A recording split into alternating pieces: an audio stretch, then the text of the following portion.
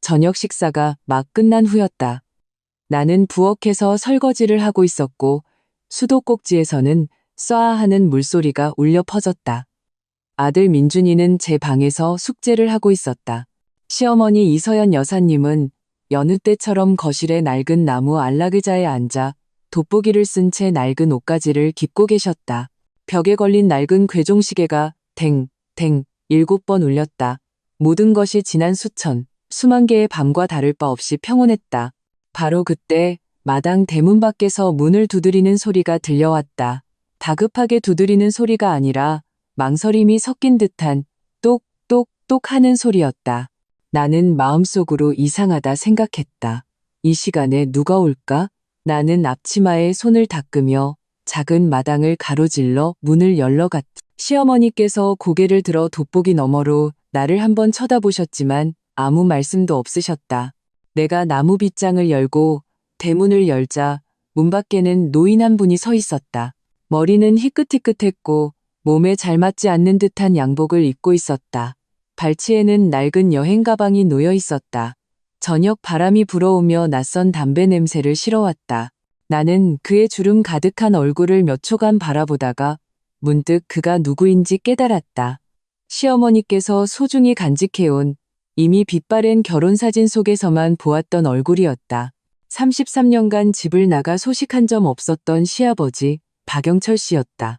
나는 문간에 얼어붙어 무슨 말을 해야 할지 몰랐다. 그가 먼저 입을 열었다. 박영철 씨는 헛기침을 한 번 했고 목소리는 약간 쉬어 있었다. 서연이 집에 있나? 그때 시어머니께서도 방에서 나와 처마 및 희미한 등불 아래 서셨다. 손에는 아직 다 깁지 못한 옷을 들고 있었고 바늘과 실을 꽉 쥐고 계셨다.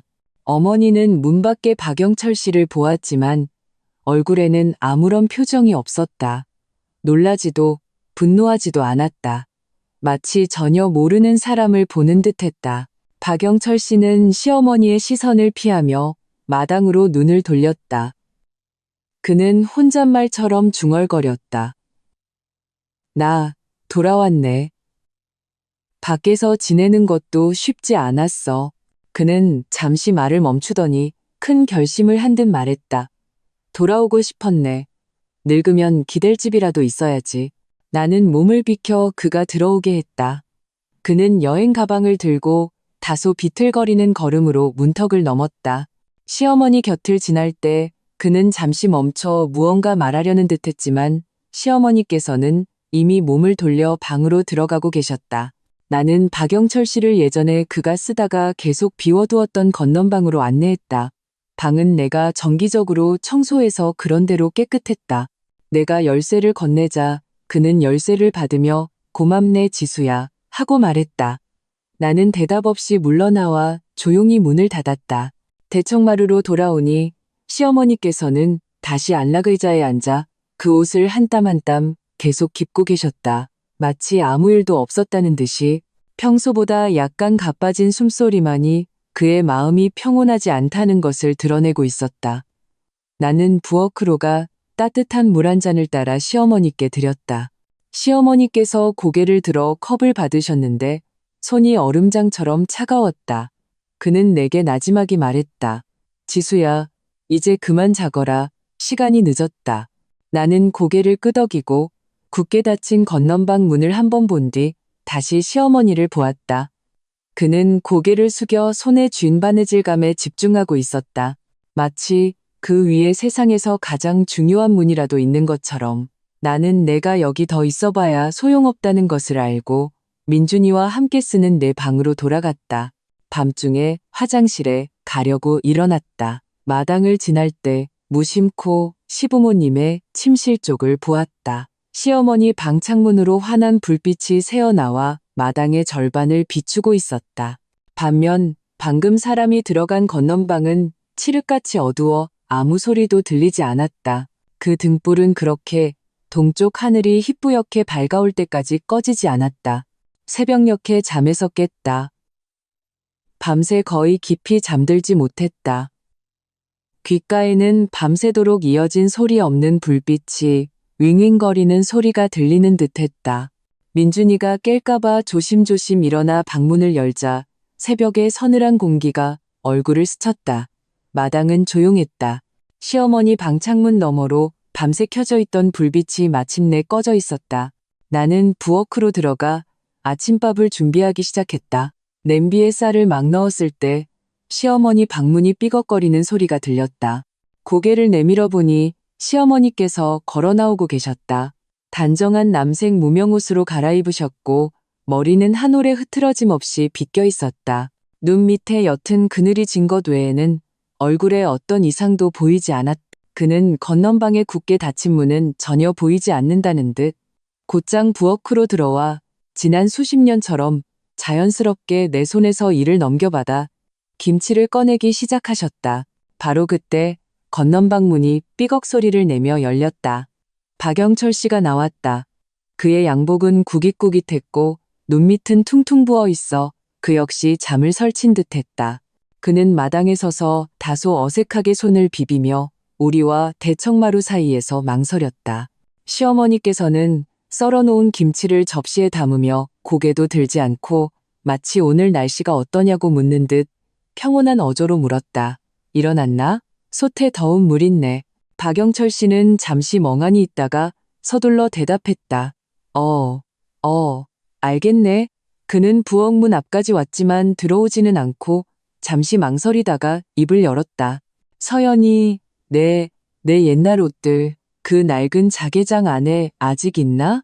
시어머니의 손놀림이 순간 멈췄다가 다시 접시를 식탁에 놓으며 말했다. 있네. 열쇠는 창가 세 번째 화분 밑에. 민준이가 눈을 비비며 방에서 나왔다. 마당에 있는 낯선 할아버지를 보고 잠시 멈칫하더니 내 곁으로 와서 작은 목소리로 물었다. 엄마, 저분은 누구세요? 내가 어떻게 대답해야 할지 고민하는 사이 시어머니께서 이미 죽 한 그릇을 들고 대청마루 문 앞에 서셨다. 그는 민준이를 향해 말했다. 민준아, 이리 와서 밥 먹어라. 곧 학교 가야지. 그날 아침 식사는 이상할 정도로 조용했다. 오직 그릇과 수저가 부딪히는 작은 소리만 들릴 뿐이었다. 박영철 씨는 몇 번이고 입을 열려다 시어머니와 나를 번갈아 보고는 결국 말을 삼켰다. 그는 식사를 빨리 마친 뒤 그릇을 내려놓고 시어머니께 말했다. 나가서 좀 둘러보고 오겠네. 익숙해져야지. 그동안 동네가 많이 변했겠지? 시어머니께서 하고 대답하셨다. 박영철 씨는 마치 특별 사면이라도 받은 듯 즉시 일어나 거의 도망치듯 집을 나섰다. 그가 떠나자 집안의 공기는 비로소 다시 흐르기 시작하는 것 같았다. 민준이는 책가방을 메고 엄마, 다녀오겠습니다. 라고 말한 뒤 조심스럽게 시어머니를 한번 쳐다보고는 밖으로 달려나갔다. 내가 일어나 그릇을 치우려 하자 시어머니께서 내 손을 막으셨다. 그의 손은 차가웠지만 단단했다. 그는 나를 보며 말했다. 지수야, 이건 이따가 하고 그 사람 방에 좀 가보렴. 침대 시트랑 이불 커버 좀 갈아주고. 나는 잠시 멍하니 있다가 그가 누구를 가리키는지 이내 알아차렸다. 나는 고개를 끄덕이고 깨끗한 시트와 이불 커버를 들고 건넌방으로 향했다. 문을 열자 방 안에는 아직 낯선 담배 냄새와 노인 냄새가 남아 있었다. 침대는 약간 흐트러져 있었고 그 낡은 여행 가방이 의자 위에 열린 채 놓여 있었다. 안에는 갈아입을 옷까지 몇 개가 보였다. 나는 다가가서 익숙하게 시트와 베개싯을 벗기기 시작했다. 베개 밑에 무언가 빠뜨린 것이 없나 확인하려고 손을 넣었을 때 손끝에 딱딱하고 네모난 물건이 닿았다. 나는 그것을 꺼내 들었다. 그것은 짙은 남색 벨벳 표지의 낡은 통장이었다. 모서리는 달아 있었다. 나는 그것이 우체국 통장임을 알아보았다. 나는 무심코 통장을 펼쳤다. 예금 잔액란에 찍힌 긴 숫자를 보았을 때 내 숨이 멎는 것 같았다. 1, 10, 100, 1000, 만. 3 뒤에 0이 무려 8개나 붙어 있었다. 3억 원.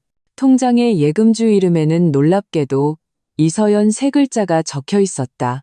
통장 안에는 접힌 편지지도 한 장 끼워져 있었다. 나는 편지지를 펼쳤다. 위에는 박영철 씨의 빗돌빗돌한 글씨로 단 몇 줄만 적혀 있었다. 서연에게 이 돈은 깨끗한 돈이요. 내 작은 보상이라 생각해주구려. 영철. 나는 통장과 편지지를 손에 꽉 쥐었다. 심장이 쿵쾅거렸다. 나는 즉시 몸을 돌려 건넌방을 나와 대청마루로 향했다. 시어머니께서는 아직 식탁에 앉아 이전과 같은 자세를 유지하고 계셨다. 마치 무언가를 기다리고 있었던 것처럼 나는 손에 쥔 통장과 편지지를 그분 앞에 내밀었다. 시어머니께서 고개를 숙여 통장에 시선을 떨어뜨리고 다시 그 편지지를 훑어보셨다. 그의 얼굴에는 어떤 놀라움의 표정도 없었다. 심지어 눈썹 하나 까딱하지 않으셨다. 그는 손을 뻗어 굳은 살이 밝혔지만 여전히 안정적인 손으로 통장과 편지지를 받아들었다. 그 숫자들을 몇 번이고 자세히 들여다보셨다. 그리고는 편지지를 천천히 접어 통장 안에 다시 넣고 통장을 닫아 손에 꽉 쥐셨다. 그는 고개를 들어 마당의 늙은 회화나무를 바라보았다. 한참이 지난 후에야 그는 비정상적으로 평온하지만 내 마음을 쿵 내려앉게 하는 어조로 내게 말했다. 지수야, 내일 보거라. 이 일은 내가 알겠다. 그는 울지도 욕하지도 않았다. 심지어 그가 왜 또 떠났는지 묻지도 않으셨다.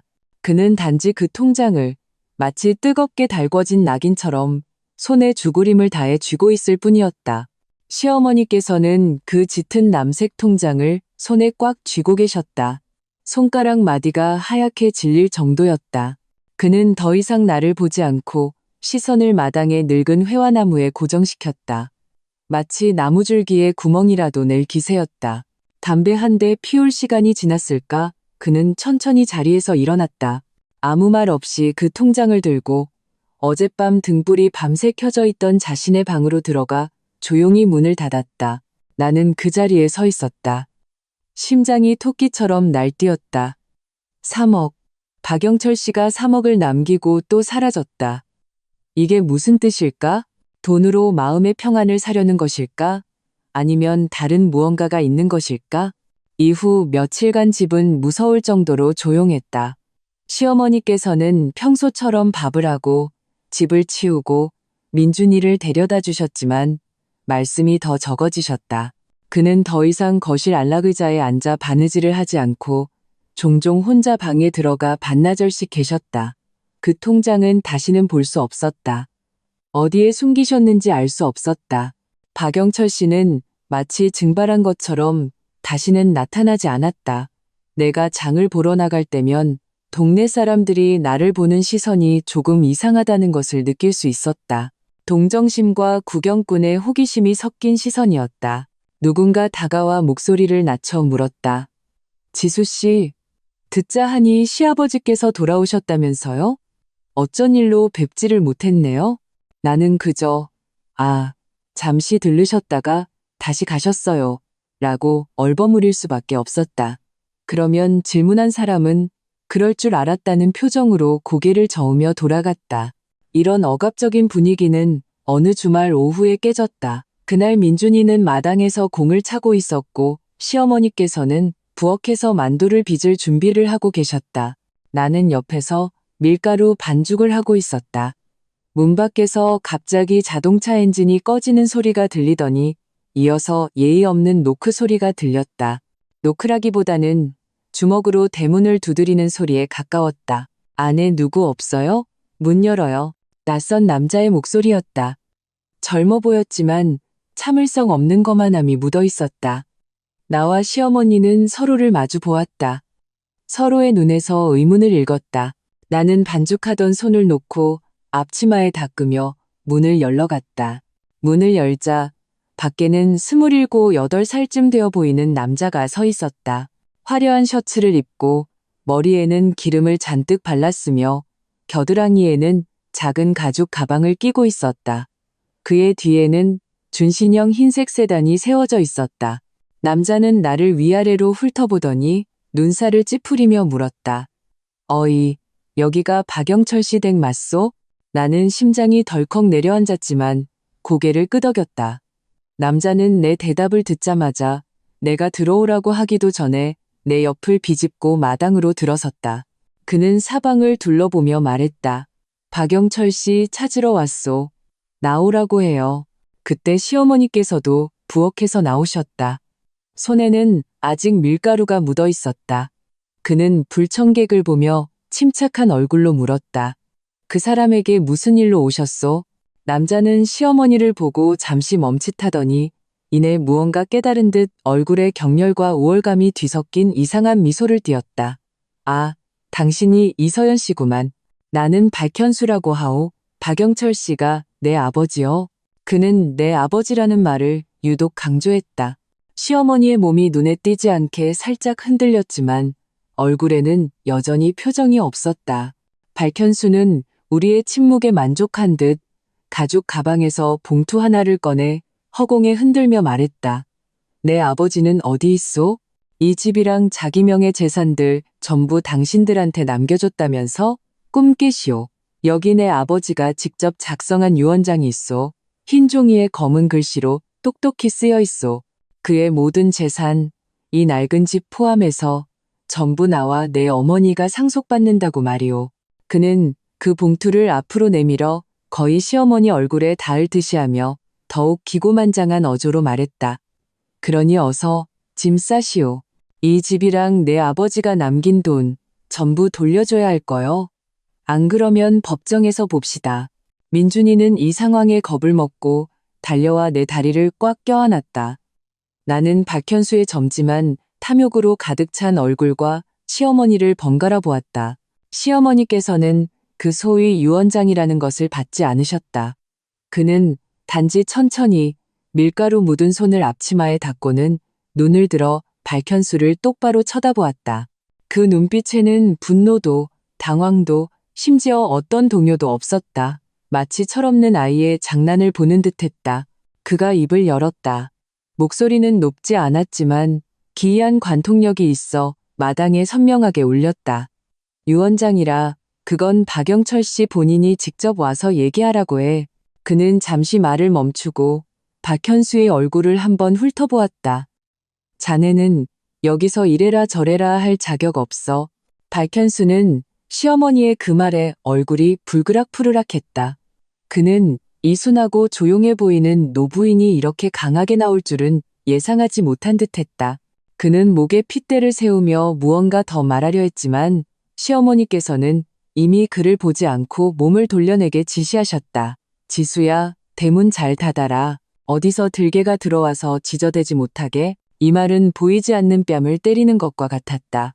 박현수는 눈을 크게 뜨고 화가 나서 입술을 부들부들 떨며 시어머니의 뒷모습을 가리켰다. 당신 지금 누구 보고 개라고 했어? 시어머니께서는 걸음을 멈추지 않고 곧장 부엌으로 돌아가셨다. 마치 밖의 모든 소란이 자신과는 상관없다는 듯이. 나는 쌀쌀맞게 대문으로 걸어가 얼굴이 잿빛이 된 박현수를 보며 평온하게 말했다. 돌아가 주시죠. 박현수는 나를 사납게 쏘아보고는 고개를 돌려 비록 낡았지만 깨끗하게 정돈된 이 작은 마당을 탐욕과 미련이 가득한 눈빛으로 훑어보았다. 그는 손에 든 봉투를 흔들며 악담을 퍼부었다. 좋아, 당신들 두고 봐. 얼마나 버티나 보자고. 법정에서 봅시다. 그는 화가 나서 몸을 돌려 그 흰색 세단에 올라탔다. 엔진이 귀에 거슬리는 굉음을 내며 쏜살같이 사라졌다. 나는 대문을 닫고 빗장을 걸었다. 차가운 나무문의 등을 기댄 채 길게 숨을 내쉬었다. 심장이 뒤늦게 빠르게 뛰기 시작했다. 대청마루로 돌아오니 시어머니께서는 다시 그 자리에 앉아 밀대와 반죽을 앞에 두고 계셨다. 방금 전에 소동은 전혀 없었던 것처럼. 다만 만두피를 미는 동작이 평소보다 더 힘있고 더 느렸다. 어머니, 나는 참지 못하고 입을 열었다. 목소리에는 아직 가시지 않은 긴장감이 묻어 있었다. 그 박현수라는 사람 유언장이라고 하던데요. 시어머니께서 동작을 멈추고 눈을 들어 나를 날카롭게 쳐다보셨다.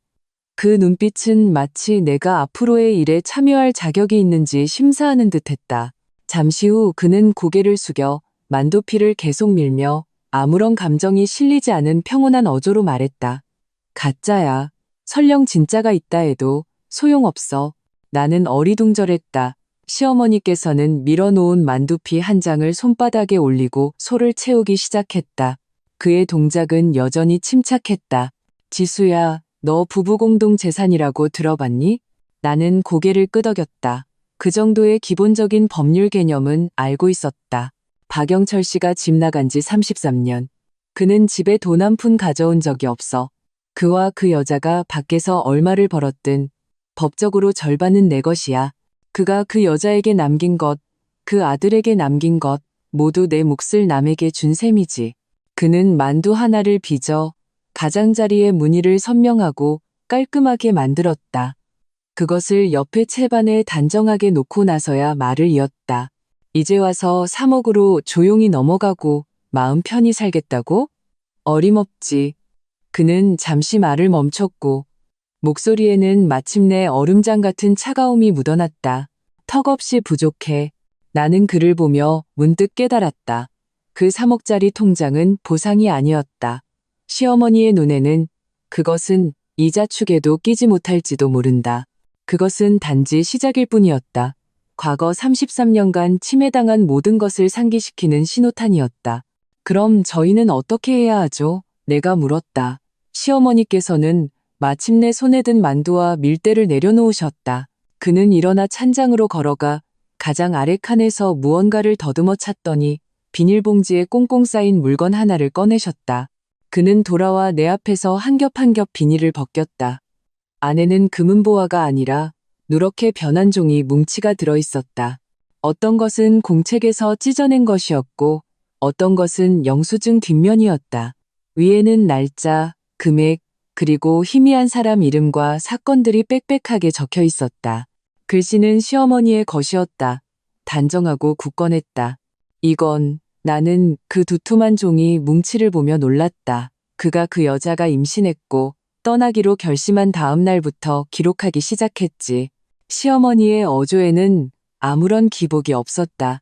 마치 남의 이야기를 하는 것 같았다. 집에 그의 월급이 끊기면서 생긴 모든 추가 지출. 내가 나가서 자비를 해서 번 돈, 남의 신발 밑창을 꿰매주고 심지어 공사장에서 벽돌을 나른 것까지 기록할 수 있는 건 전부 다 기록했어. 나는 맨 위 종이 한 장을 집어들었다. 이미 바삭바삭해져 있었다. 위에는 이렇게 쓰여 있었다. 섣달 보름 왕 아주머니께 2만 원 빌림, 아들 내 남편 책값으로. 나는 코끝이 찡해졌다. 내 기억 속 희미했던 어머니가 나를 먹여 살리기 위해 고군분투했던 힘든 세월이 그가 이런 방식으로 침묵 속에서 집념으로 기록해왔던 것이다. 이게 효력이 있을까요? 내 목소리가 약간 떨렸다. 효력이 있는 건 이 장부 자체가 아니야. 시어머니께서 나를 보았다. 눈빛이 깊었다. 효력이 있는 건 33년이라는 시간이야. 그 시간 동안 그는 남편으로서, 아버지로서 하루도 책임을 다하지 않았어. 효력이 있는 건 이제 와서 그가 돌아오려 한다는 사실, 그리고 그 여자의 아들이 이미 소위 유언장이라는 것을 들고 문 앞까지 쳐들어왔다는 사실이지. 그는 그 누런 종이들을 다시 잘 싸서 내 손에 쥐어주셨다. 그의 손은 건조하고 힘이 있었다. 지수야, 내일 믿을 만한 변호사 한 명 찾아가거라. 이 서류들과 오늘 박현수라는 애가 와서 한 짓을 전부 변호사에게 말해. 그리고 이 빚을 어떻게 계산해야 할지 물어보렴. 나는 그 묵직한 꾸러미를 받아들었다. 그것은 단순한 낡은 종이 뭉치가 아니라 33년간 잠들어 있다가 마침내 깨어나려는 계약서이자 존엄과 공정에 관한 약속이라는 것을 느꼈다. 내 목소리가 전에 없이 단호하게 울렸다. 다음 날 아침 나는 민준이를 학교에 데려다 준 후 비닐봉지로 몇 겹 싼 낡은 종이 뭉치를 품에 안고 어젯밤 시어머니께서 알려주신 주소에 따라 구도심의 한적한 골목에 있는 법률사무소를 찾아갔다. 나를 맞이한 사람은 김씨성을 가진 중년의 남자 변호사였다. 금태 안경을 썼고 상당히 진지해 보였다. 나는 그의 맞은편에 앉아 그 낡은 종이 뭉치를 그에게 내밀었다. 그리고 어제 박현수가 와서 소란을 피운 상황과 박영철 씨가 3억 원 통장을 남기고 다시 사라진 일에 대해 처음부터 끝까지 설명했다. 김 변호사는 끈기 있게 들으며 가끔 수첩에 무언가를 메모했다. 내 말이 끝나자 그는 조심스럽게 비닐봉지를 열어 그 안에 든 누렇고 빽빽하게 글씨가 쓰인 종이들을 넘겨보았다. 그는 오랫동안 보았고 미간을 살짝 찌푸렸다. 때로는 돋보기를 들어 희미한 글씨를 자세히 확인하기도 했다. 마침내 그는 돋보기를 내려놓고 고개를 들어 나를 보았다. 눈빛에는 복잡한 감정이 서려 있었다. 김지수 씨, 우선 시어머님께서 기록하신 이 내역들은 법적 증거의 관점에서 볼 때 다소 산발적입니다. 제3자의 증빙이 없는 경우가 많아 상대방의 재산 이전이나 은닉을 직접 증명하기에는 가치가 제한적입니다. 내 마음이 철렁 내려앉았다. 하지만 김 변호사는 화제를 돌리며 그 종이 뭉치를 손가락으로 톡톡 쳤다. 이 자료들을 모두 합치면 매우 강력한 정황 증거 사슬을 형성합니다. 이것들은 지난 33년이라는 긴 혼인 기간 동안 시아버님이신 박영철 씨가 장기간 집을 나가 부부간의 부양 의무를 다하지 않았고 가정과 자녀에 대한 책임도 지지 않았다는 사실을 명확하게 보여줍니다. 반면 시어머님께서는 홀로 가정의 모든 짐을 짊어지셨죠. 이 점은 법정에서 재판관이 충분히 고려할 것입니다. 그는 잠시 말을 멈추고 분석을 이어갔다. 둘째, 그 3억 원 통장에 관해서입니다. 이 돈은 박영철 씨가 자발적으로 가져온 것이고 예금주가 직접 시어머님 명의로 되어 있습니다. 이것은 과거의 의무불이행에 대한 일종의 보상 혹은 부부 공동재산의 일부 반환으로 볼 수 있습니다. 이것 자체가 그에게 불리한 증거입니다. 마지막으로 그 박현수라는 사람이 가져온 유언장에 관해서입니다. 김 변호사는 안경을 고쳤었다. 설령 그 유언장이 진짜라 하더라도 그가 처분할 수 있는 것은 박영철 씨가 처분할 권리가 있는 개인 재산 부분에 국한됩니다. 그런데 방금 하신 말씀을 들어보면 그와 그 내연녀가 밖에서 30여 년간 생활하며 축적한 재산은 상당 부분 시어머님과의 부부 공동재산에 해당할 가능성이 높습니다. 그가 일방적으로 유언을 작성하여 본래 시어머님 몫에 해당하는 재산을 다른 사람에게 처분하는 것은 무효입니다. 나는 심장이 쿵쾅거리는 것을 느끼며 눈앞에 문이 열리고 빛이 들어오는 것 같았다. 그럼 저희는 이제 어떻게 해야 할까요? 내가 물었다. 김 변호사는 잠시 생각하더니 말했다. 현재 상대방은 구두 협박만 했을 뿐 정식으로 소송을 제기하지는 않았습니다. 우리는 우선 두 가지 일을 할 수 있습니다. 첫째, 증거를 확보하는 것입니다. 집에 돌아가셔서 시어머님과 함께 이 기록 내역을 연도별로 분류하는 등 좀 더 명확하게 정리하십시오. 만약 당시 함께 일했던 동료나 돈을 빌려준 이웃의 희미한 증언이라도 찾을 수 있다면 모두 기록해 두십시오. 둘째, 그는 나를 보며 진지한 어조로 말했다. 우리는 박영철 씨와 그 박현수라는 사람에 대해 더 많은 정보를 알아야 합니다. 그들이 어디서 무슨 사업을 하는지, 명의로 된 재산은 무엇이 있는지, 이 정보들은 우리가 향후 취할 수 있는 법적 조치에 매우 중요합니다. 나는 알겠다고 대답했다. 시어머니의 기록은 과거의 빚이자 우리의 미천이지만 제대로 반격하기 위해서는 상대방의 현재 패를 알아야 했다. 집에 돌아와 나는 김 변호사의 말을 한마디도 빼놓지 않고 시어머니께 전했다. 시어머니께서는 조용히 들으셨고 얼굴에는 어떤 놀라움의 표정도 없었다. 그는 내 말이 끝나자 그저 조용히 고개를 끄덕이며 알겠다라고만 하셨다. 그는 일어나 다시 자신의 방으로 들어갔다. 잠시 후 그는 얇고 더 낡아 보이는 작은 수첩 하나를 들고 나와 내게 건넸다. 펼쳐보니 안에는 단 몇 페이지만이 채워져 있었다. 몇몇 이름과 그들이 머물렀던 지명, 그리고 희미한 공장 이름 2개가 적혀 있었다. 모두 오래전의 기록이었다. 필체는 여전히 시어머니의 것이었지만 좀 더 앳되어 보였다. 박영철 씨가 막 집을 나갔을 무렵에 기록한 듯했다. 이게 전부 다 시어머니께서 말했다. 그 후로는 집에 편지 한 통 보내오지 않아서 나도 더는 알아보지 않았다. 나는 그 몇 줄 안 되는 정보를 보며 마치 망망대해에서 바늘을 찾는 기분이었다. 시어머니께서는 내 난처한 표정을 보시더니 잠시 침묵했다. 그리고는 무언가 결심한 듯 그가 잠자는 평상으로 걸어가 구석을 더듬더니 헐거워진 벽돌 하나를 들어 올렸다. 그는 그 안에서 작은 천주머니를 꺼냈다. 안에는 빳빳한 10,000원짜리 지폐 몇 장과 전화번호가 적힌 쪽지가 들어 있었다. 그는 쪽지를 내게 건네며 말했다. 앞집 철물점 하는 이씨네 넷째 아들이다. 지금은 흥신소 일을 한다고 들었다.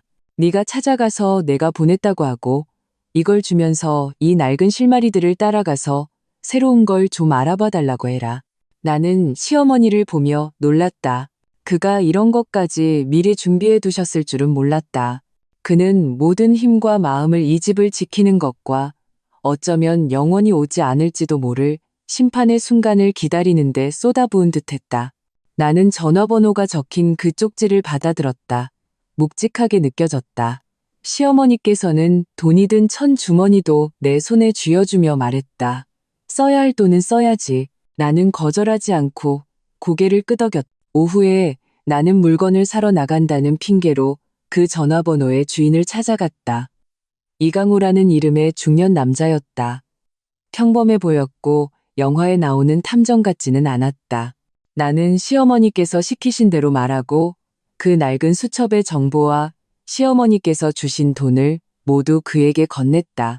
그는 그것들을 보고는 별다른 질문 없이 소식이 있으면 연락드리겠습니다. 라고만 말했다. 이 모든 일을 마치고 집으로 돌아오는 길, 석양이 내 그림자를 길게 늘어뜨렸다. 나는 마치 보이지 않는 전선에 발을 들여놓은 것 같았다. 그리고 나의 시어머니, 그 연약해 보이는 노인은 이미 참호 속에서 33년간 홀로 버티고 계셨던 것이다. 흥신소에 일을 맡긴 후 날들은 다시 이전의 평온을 되찾은 듯했다. 다만 그 평온 밑에는 보이지 않는 도화선이 묻혀 있어 언제 끝까지 타들어갈지 알 수 없었다. 시어머니께서는 여전히 말씀이 적으셨지만 그에게 무언가 달라진 것이 있다는 것을 느낄 수 있었다. 이전에는 침묵의 인내였다면 지금은 침묵의 기다림이었다. 이강호 씨에게서는 거의 일주일이 지나서야 연락이 왔다. 그는 전화를 하지 않고 어느 날 저녁 우리 집 대문 앞으로 직접 찾아왔다. 여전히 눈에 띄지 않는 모습이었다. 나는 그를 대청마루로 안내했다. 시어머니께서도 옆에 앉아 민준이의 옷에 단추를 달고 계셨다. 눈꺼풀 한번 들지 않으셨다. 이강호 씨도 군소리 없이 가지고 온 낡은 캔버스 가방에서 얇은 서류철 하나를 꺼내 탁자 위에 놓았다. 그는 나와 시어머니를 번갈아 보더니 말했다. 이 여사님, 지수 씨, 대략적인 상황은 파악했습니다. 박영철 씨는 그는 이 이름을 언급할 때 잠시 멈췄다. 그동안 주로 경기도의 한 중소도시에서 최경자라는 여자와 함께 작은 금속 부품 소공장을 운영해왔습니다. 규모는 크지도 작지도 않고 몇 년 전 경기가 좋았을 때는 돈을 좀 벌었던 것 같습니다. 그는 서류철을 펼쳤다. 안에는 공장과 박영철 씨와 파마머리에 몸이 부른 한 여자가 아파트 단지를 드나드는 흐릿한 사진 몇 장이 인쇄되어 있었다. 그들 명의로 집이 한 채 있는데 최경자 단독 명의로 되어 있습니다. 10년 전쯤 산 차도 한 대 있고요. 아들 박현수는 제대로 된 직업 없이 부모님 공장에서 일손을 돕는 척하며 돈을 펑펑 쓰고 다녔습니다. 좋지 않은 친구들과 어울리고요. 이강호 씨는 박현수가 유흥가 앞에서 한 무리의 사람들과 어깨동무를 하고 있는 사진 한 장을 손가락으로 가리키며 말을 이었다. 그들 공장은 최근 1, 2년 사이에 사정이 안 좋아졌습니다. 거래처에 물품 대금을 일부 체납했다고 들었습니다. 박영철 씨가 이번에 돌아온 것은 그는 시어머니를 쳐다보았다. 제가 알아본 바에 따르면 최경자와 크게 다퉜기 때문입니다. 돈 문제 때문인 것 같은데 구체적인 건 확실치 않습니다. 아무튼 그는 홧김에 집을 나온 겁니다. 나는 마음이 움직였다. 그렇다면 박영철 씨는 양심의 가책을 느낀 것이 아니라 내연녀와 사이가 틀어지고 갈 곳이 없어지자 33년간 버렸던 이 집을 떠올린 것이었다. 시어머니의 단추다는 손이 멈췄다. 그는 바늘과 실을 내려놓고 박영철 씨와 최경자가 아파트 단지를 드나드는 사진을 들어 자세히 보았다. 얼굴에는 여전히 표정이 없었다. 다만 입꼬리가 아주 미세하게 아래로 처지는 듯했다. 그리고 이것도 있습니다. 이강호 씨는 서류철 밑에서 종이 한 장을 더 꺼냈다. 흐릿한 복사본이었다. 제가 아는 사람을 통해 구한 그들 소공장의 최근 산업재해 등록 정보입니다. 법인 대표는 최경자지만 초기의 투자금이나 거래 내역을 추적하면 분명 박영철 씨의 흔적을 찾을 수 있을 겁니다. 그리고 박현수가 최근에 집을 팔려고 알아보고 있다는 정보도 입수했습니다. 아마 시내에 있는 그 집일 겁니다. 돈이 급한 모양입니다. 시어머니께서는 그 복사본도 받아들어 이강호 씨가 가져온 다른 사진, 자료들과 함께 놓으셨다. 그는 침묵 속에서 그것들을 바라보았다. 마치 부서진 그림 조각을 맞추는 것 같았다. 한참이 지나서야 그는 고개를 들어 이강호 씨에게 말했다. 수고하셨소. 그리고는 내게 눈짓했다. 나는 미리 준비해둔 잔금이 든 봉투를 그에게 건넸다. 이강호 씨는 거절하지 않고 봉투를 받아 품에 넣고 일어서며 말했다. 이 여사님, 나중에 또 필요한 일 있으시면 연락 주십시오. 그는 그렇게 깔끔하게 떠났다. 대청마루에는 다시 나와 시어머니만 남았다. 그 사진들과 자료들이 탁자 위에 펼쳐져 마치 소리 없는 증거처럼 또 다른 한 가정의 33년간의 존재와 그들이 현재 처한 공경을 고발하고 있었다. 시어머니께서는 손을 뻗어 손가락 끝으로 사진 속 박영철 씨의 훨씬 늙어버린 얼굴과 최경자라는 여자의 살찐 얼굴을 천천히 쓰다듬었다. 그의 동작은 아주 가벼웠다. 마치 더러운 것을 만지는 듯했다. 어머니, 나는 참지 못하고 입을 열었다. 이제 그들의 상황을 알았으니 다음 단계는 시어머니께서는 손을 거두고 사진에서 시선을 떼어 창밖에 점점 어두워지는 하늘을 바라보았다.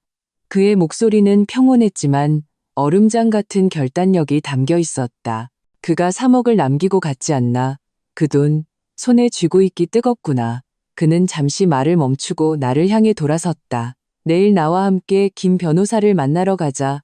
이것들을 전부 가져가서 보여주자. 그는 탁자 위 이강호 씨가 가져온 결과물들을 가리켰다. 우리가 먼저 고소할까요? 내가 물었다. 시어머니께서는 고개를 저으셨다. 입가에 희미하고 거의 냉혹에 가까운 미소가 떠올랐다. 고소라니. 그건 너무 그를 편하게 해주는 거야. 우리가 조급해 보이기도 하고. 그는 천천히 일어나 옷매무새를 가다듬었다. 우리는 변호사에게 자문을 구하러 가는 거야. 이런 상황에서 33년간 집을 나가 가정에 무책임했으며 부부 재산을 제3자에게 이전한 남편이 만약 돌아오고 싶어 한다면 법적으로 우리가 그를 어떻게 대해야 하는지, 혹은 그의 그 아들이 다시 와서 소란을 피운다면 이 증거들로 그를 어떻게 조용히 시킬 수 있는지 그걸 명확히 물어보러 가는 거지. 나는 순간 시어머니의 뜻을 이해했다. 그는 이 집을 지킬 뿐만 아니라 법적으로나 도의적으로나 절대적인 우위를 점하려 하셨다. 그는 박영철 씨와 그 박현수가 손을 뻗고 소리칠 때마다 그것이 그들 자신을 향한 주먹이 되도록 만들려 하셨다. 다음 날 나와 시어머니는 함께 김 변호사의 사무실로 갔다. 우리는 이강호 씨가 조사해온 상황과 이전에 시어머니께서 기록한 두꺼운 낡은 장부를 함께 김 변호사 앞에 내놓았다.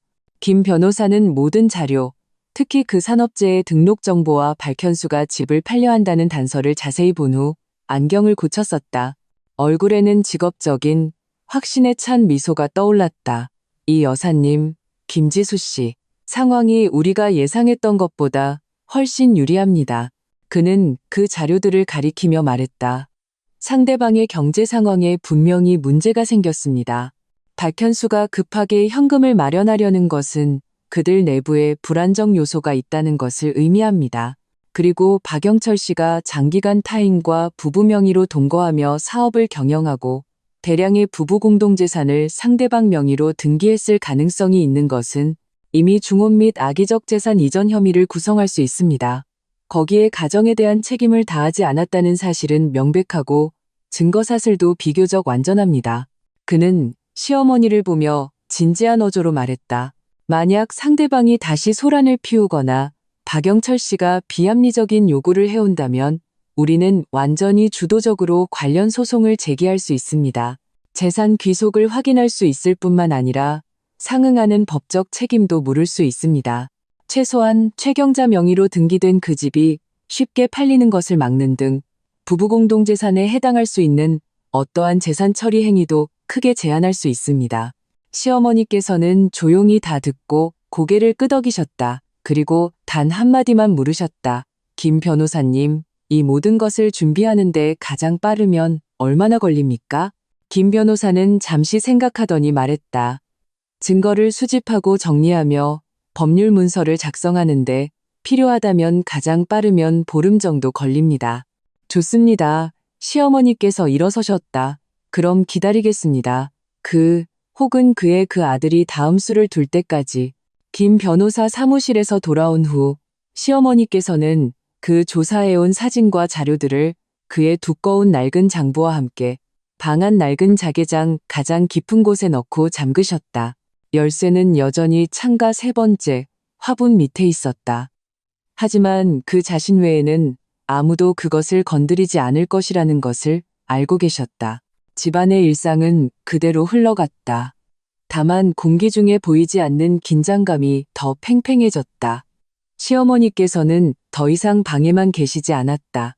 때로는 작은 의자를 가지고 나와 마당에 앉아 늙은 회화나무를 보거나 그다지 비싸지 않은 화초들을 천천히 돌보셨다. 반나절씩 그렇게 계셨다. 그는 무언가를 기다리는 것 같기도 하고 무언가를 비축하는 것 같기도 했다. 이 표면적인 평온은 어느 금요일 저녁에 깨졌다. 대문 밖에서 다시 노크 소리가 들렸다. 이번 소리는 박현수 때보다 가볍고 망설임과 주저함이 섞여 있었다. 또. 나는 부엌에서 요리를 하다가 소리를 듣고 마음이 철렁했다. 시어머니께서는 마당에서 꽃에 물을 주고 계셨다. 그는 작은 물 뿌리개를 내려놓고 천천히 허리를 펴고 대문 쪽을 한번 보셨다. 얼굴에는 어떤 놀라움의 표정도 없었다. 그는 움직이지 않고 다만 부엌 쪽을 향해 목소리를 높여 말했다. 지수야, 문 좀 열어주렴. 나는 프라이팬을 내려놓고 앞치마에 손을 닦았다. 심장이 약간 빠르게 뛰었다. 대문 앞으로 걸어가 심호흡을 한번 하고 빗장을 열었다. 문 밖에는 예상대로 박영철 씨가 서 있었다. 불과 10여일 만에 그는 지난번보다 훨씬 더 초췌하고 낙담한 모습이었다. 그 어울리지 않던 양복은 사라지고 낡은 재킷을 입고 있었다. 구깃구깃한 얼굴에는 수염이 덥수룩했고 눈의 혼탁함과 피로는 더욱 깊어 보였다. 손에는 여행 가방도 없이 빈손으로 허리를 구부정하게 숙인 채 서 있었다. 내가 문을 연 것을 보고 그는 입술을 움직여 웃으려 했지만 우는 것보다 더 어색했다. 지수야. 그의 목소리는 심하게 쉬어 있었다. 나는 말없이 몸을 비켜 그가 들어오게 했다. 그는 비틀거리는 걸음으로 문턱을 넘었고 시선은 가장 먼저 마당에 서 있는 시어머니에게로 향했다. 시어머니께서도 그를 보고 계셨다. 손에는 방금 꺾은 시든 잎사귀를 쥐고 있었고 눈빛은 깊은 연못처럼 평온했다. 박영철 씨는 그의 시선에 불편함을 느끼고 눈을 돌리며 손을 비볐다. 목에서 마른 기침 소리가 몇 번 나더니 힘들게 입을 열었다. 서연이, 나 돌아왔네. 이번에는 편안한 노후를 보내고 싶다거나 받기 힘들었다는 말은 하지 않았다. 시어머니께서는 대답 없이 그저 조용히 그를 바라보셨다. 박영철 씨는 더욱 어색해졌다. 그는 마른 입술을 할고 결심한 듯 앞으로 한 걸음 다가서며 애원하는 듯한 목소리로 말했다. 서연이, 내가 당신에게 이 집에 죄를 지었어. 예전 일은 내가 잘못했어. 내가 사람이 아니었어. 그는 잠시 말을 멈추고 말을 고르는 듯했다. 그 여자, 최경자랑은 더는 못 살겠어. 그 여자는 돈밖에 몰라. 이제 공장이 어려워지니 빚만 잔뜩 지고 매일 싸우고 나더러 방법을 찾아오라고 닥달해. 나 정말 갈 곳이 없어. 그는 마침내 실토했다. 갈 곳이 없어지자 33년간 버렸던 이 집을 떠올린 것이었다. 시어머니께서는 여전히 침묵하셨다. 그 침묵은 거대한 돌덩이처럼 박영철 씨의 마음을 그리고 내 마음을 짓눌렀다. 박영철 씨는 시어머니가 말이 없자 조급해졌다. 그는 다시 앞으로 다가서며 거의 울먹이는 목소리로 말했다. 서연이, 우리가 부부였던 정을 봐서라도, 내가 민준이 할아버지인 걸 봐서라도 제발 나를 돌아오게 해주게. 내가 약속하겠네. 앞으로는 뭐든지 당신 말만 듣겠네. 집에서 당신 곁에만 있겠네. 우리 잘 살아보자. 응? 그 3억 내가 다 줬잖아. 한 푼도 안 남기고 다 줬잖아. 그는 마침내 그 3억을 언급했다. 마치 그것이 그의 가장 큰 성의이자 담보인 것처럼. 바로 그때 시어머니께서 갑자기 움직이셨다. 그는 박영철 씨에게 다가가는 대신 몸을 돌려 대청마루 쪽을 향해 조용히 말했다. 김 변호사님, 이제 나오시죠. 나는 멍해졌다. 박영철 씨도 멍해졌다. 얼굴에 떠올랐던 애원의 표정이 순간 굳어지며 경악과 망연함으로 변했다. 대청마루에 발이 거치고 김 변호사가 서류 가방을 든 채 엄숙한 표정으로 걸어 나왔다. 그의 뒤에는 필기구와 카메라를 든 젊은 보조원도 따라 나왔다. 박영철 씨는 눈을 크게 뜨고 김 변호사를 보고 다시 시어머니를 보며 더듬거렸다. 서연이, 이분들은 누구야? 뭐 하는 사람들이야? 시어머니께서는 그에게 대답하는 대신 김 변호사에게 가볍게 고개를 끄덕이셨다. 김 변호사가 앞으로 나와 서류 가방에서 문건 하나를 꺼내며 장중한 표정으로 박영철 씨에게 말했다. 박영철 씨, 안녕하십니까? 저는 이서연 여사님의 대리인인 김 변호사입니다. 방금 인정하신 내용, 그리고 최경자 씨와 장기간 부부 명의로 동거하며 사업을 경영하고 부부 공동재산을 이전했을 가능성이 있는 행위 등에 근거하여 저의 의뢰인 이서연 여사님께서는 이 자리에서 당신에게 자신의 입장을 분명히 밝히고 관련 증거를 확보할 필요가 있다고 판단하셨습니다. 박영철 씨의 얼굴이 순식간에 새하얗게 질렸다. 그는 믿을 수 없다는 듯 시어머니를 보며 입술을 부들부들 떨었다. 서연이, 당신 변호사를 불렀어? 나를 고소하려고? 시어머니께서 마침내 입을 여셨다. 그의 목소리는 높지 않았지만 모든 사람의 귀에 선명하게 들렸다. 당신을 고소하려는 게 아니야. 단지 모든 사람에게 당신을 포함해서 당신의 그 아들과 최경자라는 그 여자에게 이 33년간 내가 어떻게 살아왔는지 알려주려는 것뿐이야. 당신이 남긴 그 3억은 보상이 아니야. 그건 원래 내 것이었어. 당신 박영철은 그깟 돈으로 마음의 평안을 살 자격도 없고 돌아오고 싶다고 해서 돌아올 자격도 없어. 그는 잠시 말을 멈추고 얼음장 같은 송곳처럼 박영철 씨의 얼굴에 시선을 고정시켰다. 이 집 문턱은 넘을 수 있어. 하지만 편안한 노후를 보내고 싶다면 먼저 당신이 33년간 진 빚부터 하나하나 똑똑히 계산하고 나서 얘기하자고. 박영철 씨의 창백한 얼굴은 시어머니의 빚을 계산하자는 말을 듣고 완전히 핏기를 잃었다. 그는 마치 처음으로 자신과 혼례를 올리고 자식을 낳아주고 33년간 홀로 버텨온 이 여인을 제대로 마주하는 것 같았다. 그는 입술을 떨며 표정 없는 시어머니와 공적인 태도를 유지하는 김 변호사, 그리고 사진을 찍고 있는 보조원을 번갈아 보았다. 마지막으로 시선이 내게 닿았지만 나는 그저 침묵 속에서 시어머니 곁에 서서 그의 시선을 피했다. 빚이라니, 무슨 빚? 박영철 씨의 목소리는 힘이 없었고 죽기 전 마지막 발버둥 같았다. 서연이, 그 3억으로도 부족한가? 나 정말 그것밖에 안 남았어. 김 변호사가 앞으로 한 걸음 나와 시어머니와 박영철 씨 사이에 섰다. 그의 목소리는 평온했지만 전문성이 묻어났다. 박 선생님, 재산 분할, 그리고 부부 부양 의무 불이행, 중혼 및 악의적 재산 이전 가능성 등의 문제에 대해서는 공식적인 자리에서 충분한 증거에 기반하여 논의해야 합니다. 오늘 저의 의뢰인께서 당신을 들어오게 하고 이 자리를 마련한 것은 주로 당신에게 자신의 입장을 정식으로 표명하고 향후 가능한 법적 절차에 대해 명확히 인지시키기 위함입니다. 그는 보조원에게 눈짓했고 보조원은 즉시 인쇄된 서류 한 장을 박영철 씨 앞에 내밀었다. 그것은 내용 증명이었다. 위에는 초기 주장과 요구사항이 나열되어 있었다. 박영철 씨는 받지 않았다. 그의 손이 심하게 떨렸다. 그는 시어머니를 노려보았다. 눈빛에는 공포, 분노, 그리고 믿을 수 없다는 당혹감이 뒤섞여 있었다. 이서연, 당신 정말 독하구나. 내가 이렇게까지 비굴하게 돌아와서 애원하는데 변호사까지 불러서 나를 상대해. 우린 부부잖아. 부부. 시어머니께서 마침내 다시 입을 여셨다. 그는 이 두 글자를 반복했다. 어조에는 어떤 감정도 느껴지지 않았다. 그저 얼음장 같은 진술뿐이었다. 33년, 당신이 내가 당신 아내라는 걸 기억했을 때가 어제 그 통장을 남겼을 때였나? 아니면 당신의 그 아들 박현수가 유언장을 들고 와서 우리를 이 집에서 쫓아내려 했을 때였나? 박영철 씨는 마치 목이 졸린 듯 순간 말을 잃었다. 얼굴의 분노는 당황으로 변했다. 그는 다급하게 변명했다. 현수 그 녀석은 철이 없어서 그런 거야. 장난친 거지.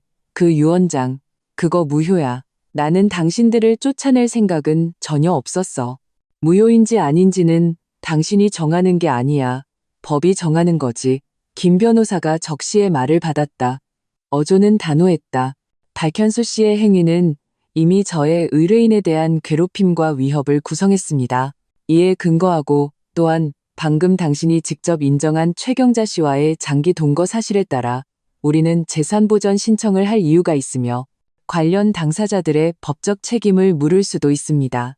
이는 당신과 최경자 씨 명의의 일부 자산이 저의 의뢰인의 합법적인 권익을 보장하기 위해 일시적으로 동결될 수 있다는 것을 의미합니다.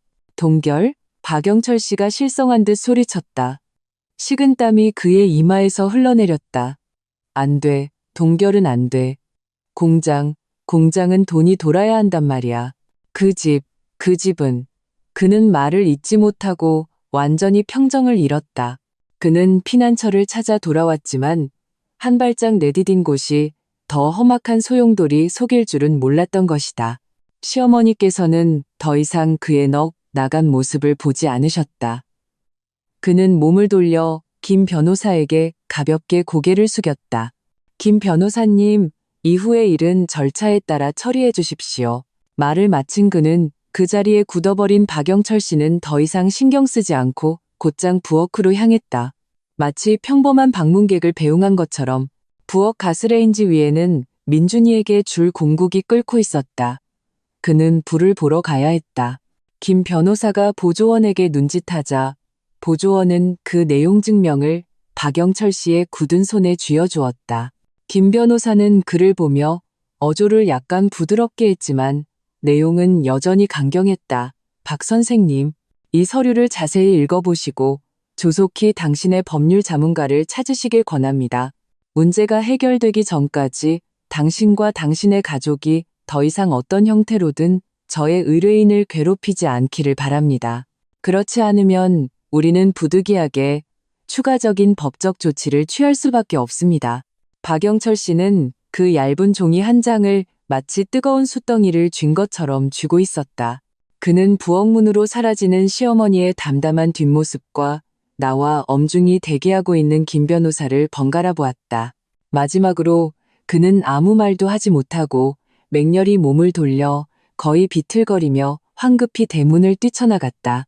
뒤도 돌아보지 않았다. 대문이 그의 뒤에서 삐걱거리며 흔들렸다. 김 변호사와 보조원은 잠시 더 머물며 몇 가지 세부 사항을 확인한 후 떠났다. 집은 다시 조용해졌다. 오직 부엌에서 들려오는 시어머니가 국자로 솥안에 국을 가볍게 젓는 미세한 소리와 점점 퍼져나가는 따뜻한 음식 냄새만이 남았다. 나는 마당으로 나가 대문을 닫고 빗장을 걸었다.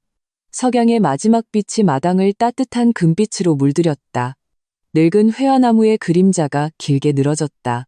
뒤를 돌아보니 시어머니께서 방금 뜬 국 한 그릇을 들고 부엌에서 나오고 계셨다.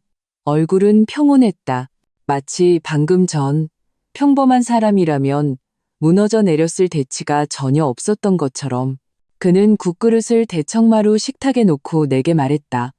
지수야, 민준이 불러서 밥 먹자. 나는 그를 보며 문득 명확하게 깨달았다. 나의 시어머니 이서연, 그의 전쟁터는 결코 이 작은 마당만이 아니었다. 그의 무기는 33년의 인내, 이미 준비된 장부, 인간의 본성을 꿰뚫는 냉정함, 그리고 지금 이 순간 김이 모락모락 나는 평범하기 그지없는 국 한 그릇이었다. 박영철 씨의 귀환은 이야기의 끝이 아니었다. 심지어 절정도 아니었다. 그것은 단지 그가 오랫동안 기다려온 진정한 반격의 서막을 올렸을 뿐이었다. 그리고 박현수라는 자와 그 배우의 어머니 최경자는 결코 여기서 물러서지 않을 것이다. 더 큰 풍랑이 아마도 뒤따를 것이다. 박영철 씨가 그날 황급히 떠나고 나서 꼬박 일주일 넘게 아무 소식이 없었다. 집은 조용했지만 내 마음속 긴장의 끈은 오히려 더 팽팽해졌다. 시어머니께서는 여전히 정해진 일과대로 하루를 보내셨다. 다만 가끔 나는 그가 대문 앞에 서서 골목 어귀를 한참 바라보는 것을 보았다. 그 눈빛은 기대가 아니라 심사에 가까웠다. 마치 사냥감이 다시 덫에 걸려들지 확인하는 것 같았다. 조용한 날들은 어느 화요일 오전에 깨졌다. 그날은 날이 흐리고 답답해서 숨쉬기조차 힘들었다. 내가 막 마루를 닦았을 때 대문 밖에서 날카롭고 귀에 거슬리는 여자의 욕설이 들려왔다. 그 사이에는 박현수의 익숙하고 짜증 섞인 맞장구 소리도 섞여 있었다. 이서연, 이 늙어빠진 여편네야, 썩 나오지 못해. 안에 숨어서 거북이처럼 움츠리고 있는 게 무슨 배짱이야. 그 여자의 목소리는 높고 거칠었으며 시장 바닥에 무례함이 묻어 있었다. 문 열어, 또 안 열면 부숴버릴 테다. 박현수의 목소리가 뒤따랐다. 나는 심장이 쿵 내려앉았다. 올 것이 왔고 이번에는 최경자가 직접 나섰다는 것을 알았다. 나는 무심코 시어머니를 보았다. 그는 대청마루 안락의자에 앉아 신발 밑창을 손에 들고 계셨다. 욕설을 듣고도 그는 그저 눈꺼풀을 들어 대문 쪽을 한번 쳐다볼 뿐 손놀림은 전혀 멈추지 않았다. 바늘과 실이 두꺼운 천을 꿰뚫으며 묵직한 슥슥 소리를 냈다. 어머니, 나는 긴장했다. 문 열어라. 시어머니께서는 고개도 들지 않고 평온한 어조로 말했다. 빗장만 열어. 다 열지는 말고. 나는 쌀쌀맞게 대문으로 걸어가 심호흡을 하고 빗장을 열었다. 그리고 문을 살짝 열었다. 문틈으로 밖에는 살기등등한 박현수와 그의 곁에 선 50대 중반의 폭탄머리에 화려한 원피스를 입은 뚱뚱한 여자가 보였다. 최경자일 것이다. 그는 허리에 손을 얹고 새빨갛게 칠한 입술을 열고 닫으며 침을 튀겼다. 문이 살짝 열린 것을 보고 최경자는 즉시 얼굴을 들이밀며 안으로 들어오려 했다. 입으로는 더러운 욕을 퍼부었다. 어쭈, 드디어 고개를 내미는구나. 이서연 나오라고 해. 감히 우리를 고소해. 감히 우리 집이랑 공장을 동결시켜. 그게 무슨 짓이야. 버림받은 늙은 할망구가. 박현수는 옆에서 거들었다. 빨리 그 재산 보전인가 뭔가 취소해. 안 그러면 오늘 끝장을 볼 줄 알아. 나는 문을 힘껏 밀어 그들이 들어오지 못하게 막았다. 시어머니께서 미리 일러주신 대로 이웃들이 모두 들을 수 있도록 목소리를 높였다. 무슨 일이 있으시면 저희 변호사와 이야기하십시오. 여기서 소란을 피워도 문제는 해결되지 않습니다. 변호사? 웃기지 마. 최경자가 땅에 침을 뱉었다. 변호사로 겁주지 말라고. 똑똑히 들어. 그 집은 내 이름으로 되어 있고 공장도 내 거야. 박영철이랑 상관없고 그 늙어빠진 할망구랑은 더더욱 상관없어. 이건 사기야. 강도질이라고. 그는 갈수록 흥분해서 손을 뻗어 문을 밀치려 했다. 바로 그때 시어머니의 목소리가 마당 안에서 들려왔다. 높지는 않았지만 기이하게도 밖의 소란을 압도했다. 지수야, 경찰에 신고해라. 시어머니께서는 여전히 안락의자에 앉아 손에 신발 밑창을 들고 계셨다. 그는 문 쪽을 쳐다보지도 않고 그저 평온하게 지시했다.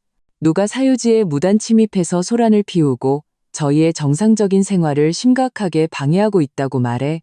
그리고 그는 잠시 말을 멈추고 명확하게 말했다. 저에 대한 인격 모독과 협박을 하고 있다고. 최경자와 박현수는 시어머니가 이렇게 직접적으로 경찰에 신고하리라고는 예상하지 못한 듯 둘 다 잠시 멍해졌다. 나는 즉시 휴대폰을 꺼내 번호를 누르기 시작했다. 그리고 일부러 큰 소리로 반복했다. 네, 110이죠? 여기는 소담길 37호입니다. 두 사람이 강제로 저희 집에 들어오려 하고 문 밖에서 큰 소리로 욕설하며 저희의 신변을 위협하고 있습니다. 네, 상황이 아주 급합니다. 최경자의 얼굴이 몇 번이나 변했다. 그는 아마 우리가 창피해서 참고 넘어갈 것이라고 생각했을 것이다.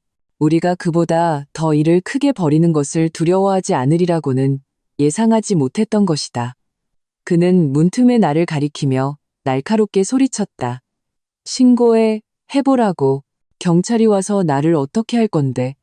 내가 피해자야. 박현수는 그래도 젊어서인지 얼굴이 덜 두꺼웠다. 내가 정말로 전화를 거는 것을 보고 약간 당황해서 최경자의 팔을 잡아 끌었다. 엄마, 그만해요. 좋은 게 좋은 거라고. 경찰 오면 골치 아파져요. 뭐가 무서워. 최경자가 그의 손을 뿌리쳤지만 기세는 확연히 꺾여 있었다. 입으로는 여전히 지지 않으려 했다. 이서연, 두고 봐. 이게 끝이 아니야. 우리를 망하게 하려고? 그렇게 쉽지는 않을걸. 그때쯤 좌우 이웃들이 소란에 놀라 여러 집에서 문이나 창문을 열고 우리 쪽을 쳐다보고 있었다. 수군거리며 의논하는 소리가 희미하게 들려왔다. 최경자와 박현수는 여러 사람의 시선 아래 더욱 당황하고 초라해 보였다. 나는 전화기에 다시 한번 주소를 말하고 전화를 끊었다. 그리고 문 밖에 두 사람을 향해 말했다. 경찰이 곧 올 겁니다. 여기서 기다리시겠어요? 아니면. 최경자는 나를 사납게 쏘아보고 다시 마당 안에 태산처럼 앉아있는 시어머니를 힐끗 보았다.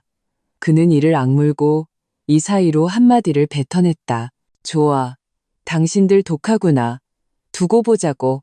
그는 말을 마치고 힘껏 발을 구르며 아직 망설이고 있는 박현수를 잡아 끌어 구경하는 이웃들을 해치고 빠르게 사라졌다. 나는 그들이 골목어기로 사라지는 것을 보고 천천히 문을 닫고 다시 빗장을 걸었다. 등 뒤에서는 식은땀이 흘렀다. 시어머니께서는 그때서야 손에 든 신발 밑창을 내려놓고 천천히 일어나 마당 중앙으로 걸어 나오셨다. 그는 굳게 닫힌 대문과 이웃들의 아직 완전히 닫히지 않은 문과 창문을 훑어보셨다. 얼굴에는 어떤 승리감도 없었다.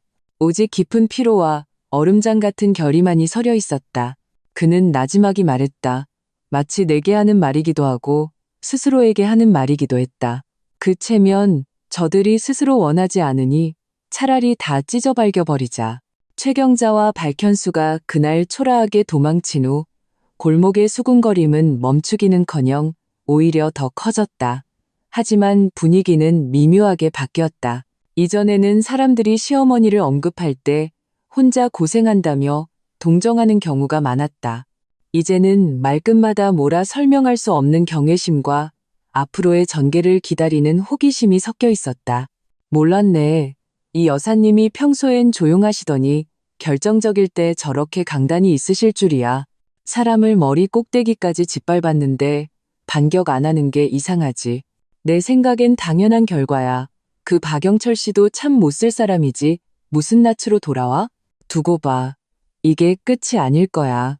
그 모자 딱 보니 당하고만 있을 사람들이 아니야. 이런 말들이 이따금 우리 귀에 들려왔다. 시어머니께서는 듣고도 여전히 별 표정 없는 얼굴로 할 일 하시고 민준이 데려다 주시고 밥하셨다. 하지만 나는 그분의 허리가 이전보다 더 꼿꼿해진 것을 느낄 수 있었다. 며칠 후 김 변호사에게서 소식이 왔다. 그는 내게 전화를 걸어 우리가 제출한 증거, 특히 박영철 씨가 직접 인정한 최경자와의 장기 동거 사실, 그리고 박현수와 최경자의 상습적인 괴롭힘과 위협 상황에 근거하여 법원이 우리의 신청을 잠정적으로 받아들여 최경자 명의로 등기된 경기도의 그 집과 그들 금속 부품 공장의 일부 은행 계좌에 대해 재산 보전 처분, 즉 임시 동결 결정을 내렸다고 알려주었다. 동결은 첫 단계일 뿐입니다. 김 변호사는 전화기 너머로 말했다. 그들의 자산 이전을 제한함으로써 우리가 향후 제기할 수 있는 소송을 위한 시간을 벌고 협상의 여지를 늘린 것입니다. 이제 상대방이 어떻게 반응하는지 지켜봅시다. 나는 이 소식을 시어머니께 전했다. 그는 콩나물을 다듬고 계셨다. 소식을 듣고도 그저 하고 대답하실 뿐 손놀림은 멈추지 않았다. 잠시 후 그는 알겠다라고만 하셨다. 그 담담함은 어느 저녁에 깨졌다. 이번에 온 사람은 최경자도 박영철 씨도 아니었다. 박현수 혼자였다. 그는 문을 두드리지도 소리치지도 않았다. 그저 어두운 얼굴로 우리 집에 살짝 열려있던 대문을 힘껏 밀어젖혔다. 쾅 하는 소리가 났다. 나와 시어머니는 마당에서 낮에 널었던 빨래를 걷고 있었다. 소리를 듣고 둘 다 고개를 돌렸다. 박현수는 문간에 서 있었다. 가슴이 들썩이고 눈은 충혈되어 있었다. 그는 시어머니를 죽일 듯이 노려보고 있었다. 손에는 아무것도 들고 있지 않았지만 억누를 수 없는 살기는 지난번 유언장을 들고 왔을 때보다 더 위협적이었다. 이서연, 그는 거의를 갈며 시어머니의 이름을 불렀다. 목소리는 분노로 뒤틀려 있었다. 독하군. 정말 대단해. 우리 집이랑 계좌를 동결시켜? 우리를 말려 죽일 셈이야? 시어머니께서는 손에 든 빨래를 옆에 대나무 바구니에 천천히 내려놓고 손에 묻지도 않은 먼지를 툭툭 털어냈다. 그리고 나서야 눈을 들어 그를 보았다. 어조는 여전히 평온했다. 법원이 법에 따라 처리한 일이다. 동결이 부당하다고 생각하면 법원에 가서 따지거나 너희 변호사를 찾아가거라. 그딴 소리 집어치워. 박현수가 맹렬히 앞으로 두 걸음 다가왔다. 나는 깜짝 놀라 무심코 시어머니 앞에 나섰다. 그는 우리에게서 몇 걸음 떨어진 곳에 멈춰 시어머니를 손가락으로 가리키며 사납게 말했다. 잘 들어, 이 늙은이야. 변호사 선임했다고 우리가 무서워할 줄 알아? 우리를 막다른 길로 몰면 다 같이 죽는 거야. 이딴 낡은 집에 숨어 있으면 안전할 것 같아? 내가 어떻게 하는지 보여줄까? 어떻게 할 건데? 시어머니께서 그의 말을 끊었다. 그는 나를 부드럽게 밀어내고 앞으로 한 걸음 나섰다. 그는 박현수의 흉흉한 시선을 피하지 않고 똑바로 마주 보았다. 그 눈빛에는 한 점의 두려움도 없었다. 오직 냉혹에 가까운 심사만이 담겨 있었다. 내 손가락 하나라도 건드렸다간 내가 장담하건대 너와 내 어미는 남은 평생을 감옥에서 보내게 될 거다. 한번 해보시지. 그의 목소리는 높지 않았고 기복도 거의 없었다. 하지만 한 글자 한 글자가 얼음 송곳처럼 뼈에 사무치는 의미를 담고 있었다. 박현수는 시어머니의 이 갑작스러운 강경함과 노골적인 위협의 말을 잃었다. 그는 아마도 이 말 없는 노부인을 결코 대단하게 생각하지 않았을 것이고 그가 이렇게 직접적으로 반격하리라고는 상상도 못했을 것이다. 그의 얼굴에 떠올랐던 흉포함이 굳어지고 의심과 불안이 섞인 당황으로 변했다. 누구를 겁주는 거야. 그는 목소리는 거칠었지만 기세는 확연히 꺾여 있었다. 겁주는 건지 아닌지는 네가 직접 시험해보면 알겠지. 시어머니께서는 턱을 살짝 치켜들고 자신보다 머리 하나는 더 큰 이 젊은 남자를 보았다. 하지만 이를 저지르기 전에 네가 팔려고 했던 그 집이랑 네 부모님의 망해가는 공장이 네가 더 저지르는 짓을 감당할 수 있을지부터 먼저 생각해보는 게 좋을 거다. 그는 정확하게 박현수의 아픈 곳을 찔렀다. 그는 입을 열어 거친 말을 뱉으려 했지만 자신의 손에 더 이상 아무런 패도 없다는 것을 깨달았다. 돈은 동결되었고 그의 어머니가 시장 바닥에서처럼 소란을 피우는 것도 우리에게는 통하지 않았다. 폭력적인 위협은 시어머니에게 정면으로 막혔다. 그는 마치 이빨이 다 빠진 호랑이처럼 허세만 남은 껍데기뿐이었다. 그는 시어머니를 죽일 듯이 노려보았다. 가슴이 격렬하게 오르내렸다. 한참이 지나서야 이 사이로 한마디를 뱉어냈다. 좋아, 기다려. 나를 기다리라고. 그는 말을 마치고 맹렬히 몸을 돌려 거의 도망치듯 마당을 뛰쳐나갔다. 대문도 닫지 않고. 나는 그의 초라하게 도망치는 뒷모습을 보고 다시 허리를 굽혀 빨래를 정리하기 시작하는 시어머니를 보았다. 마음속에 복잡한 감정이 밀려왔다. 두려움도 있었지만 그보다는 속이 후련한 통쾌함이 더 컸다. 나는 알았다. 시어머니께서는 이번에 상대를 완전히 궁지로 몰아넣으셨다. 다음은 물고기가 죽고 그물이 찢어지는 광적인 반격이거나 어쩔 수 없이 고개를 숙이고 항복하는 것뿐이었다. 열린 대문으로 밤바람이 불어와 서늘함을 실어왔다. 시어머니께서 허리를 펴고 걸어가 천천히 대문을 닫고 빗장을 걸으셨다. 철컥하는 가벼운 잠금쇠 소리가 고요한 밤에 유난히 선명하게 들렸다. 박현수가 그날 초라하게 떠난 후 며칠 동안 밖에서는 아무런 움직임도 없었다. 이 과도한 고요함이 오히려 마음을 불안하게 했다. 마치 폭풍 후 전에 숨막히는 정적 같았다. 시어머니께서는 그러나 전혀 아무렇지 않은 듯 하던 일을 계속하셨다. 다만 나는 그가 밤에 방위불을 이전보다 더 늦게 끄는 것을 발견했다.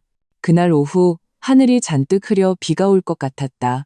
나는 막 민준이를 학교에서 데려와 방에서 숙제를 하라고 들여보낸 참이었다. 대문 밖에서 희미하게 바스락거리는 소리가 들려왔다.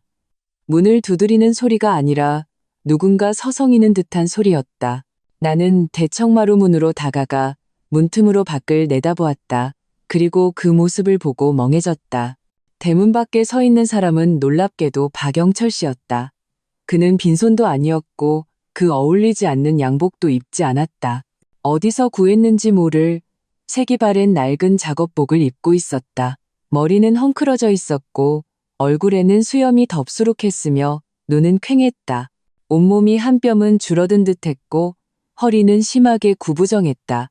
그는 그렇게 서서 고개를 숙이고 불룩한 낡은 캔버스 가방을 두 손으로 꽉 쥐고 있었다. 너무 힘을 주어 손가락 마디가 하얗게 보일 정도였다. 그는 문을 두드리거나 소리치려 하지 않았다. 그저 그렇게 서 있었다. 마치 굳어버린 절망의 조각상처럼. 시어머니께서도 소리를 들으셨는지 방에서 나와 내 곁에 서셨다.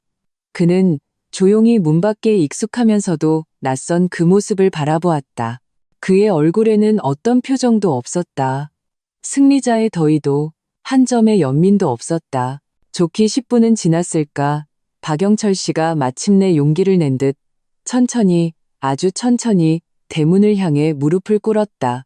쿵 하는 소리와 함께 그는 우리 집 대문 밖 청석 바닥에 꼿꼿이 무릎을 꿇었다. 캔버스 가방이 옆으로 떨어지며 묵직한 소리를 냈다. 그는 고개를 들었다. 혼탁한 눈물이 얼굴에 먼지와 섞여 두 줄기 선명한 흔적을 남기며 흘러내렸다. 그는 대청마루 쪽을 바라보며 갈라지고 부서진 목소리로 거의 울부짖듯 소리쳤다. 서연이, 내가 잘못했어. 정말로 내가 잘못했다는 걸 알았어. 내가 사람이 아니었어. 당신에게, 아이에게 죄를 지었어. 그는 울부짖으며 주먹으로 자신의 가슴을 쿵, 쿵 소리가 나도록 내리쳤다. 나를 용서해주게. 이번 한 번만 용서해주게. 제발 부탁이야. 공장은 망했고 계좌는 동결됐어. 최경자는 그 잘난 아들이랑 챙길 수 있는 건 다 챙겨서 도망쳤어. 그들은 나를 버렸어. 나는 이제 정말 아무것도 없어. 발붙일 곳조차 없단 말이야. 그는 눈물 콧물을 흘리며 울었다. 지난번 돌아왔을 때의 그 억지 체면도 변호사 앞에서 보였던 당혹감도 완전히 사라지고 철저히 버림받은 후 갈 곳 없는 절망과 초라함만이 남아있었다. 서연이 우리가 수십 년 부부였던 정을 봐서라도 내가 당신에게 그 3억을 남겨준 걸 봐서라도 나에게 살기를 좀 열어주게. 나를 돌아오게 해주게. 앞으로는 소나 말처럼 일해서 갚겠네. 제발 부탁이야. 그의 울부짖음은 조용한 골목에 유난히 날카롭게 울려 퍼졌다. 이웃들이 분명 다 들었을 것이다.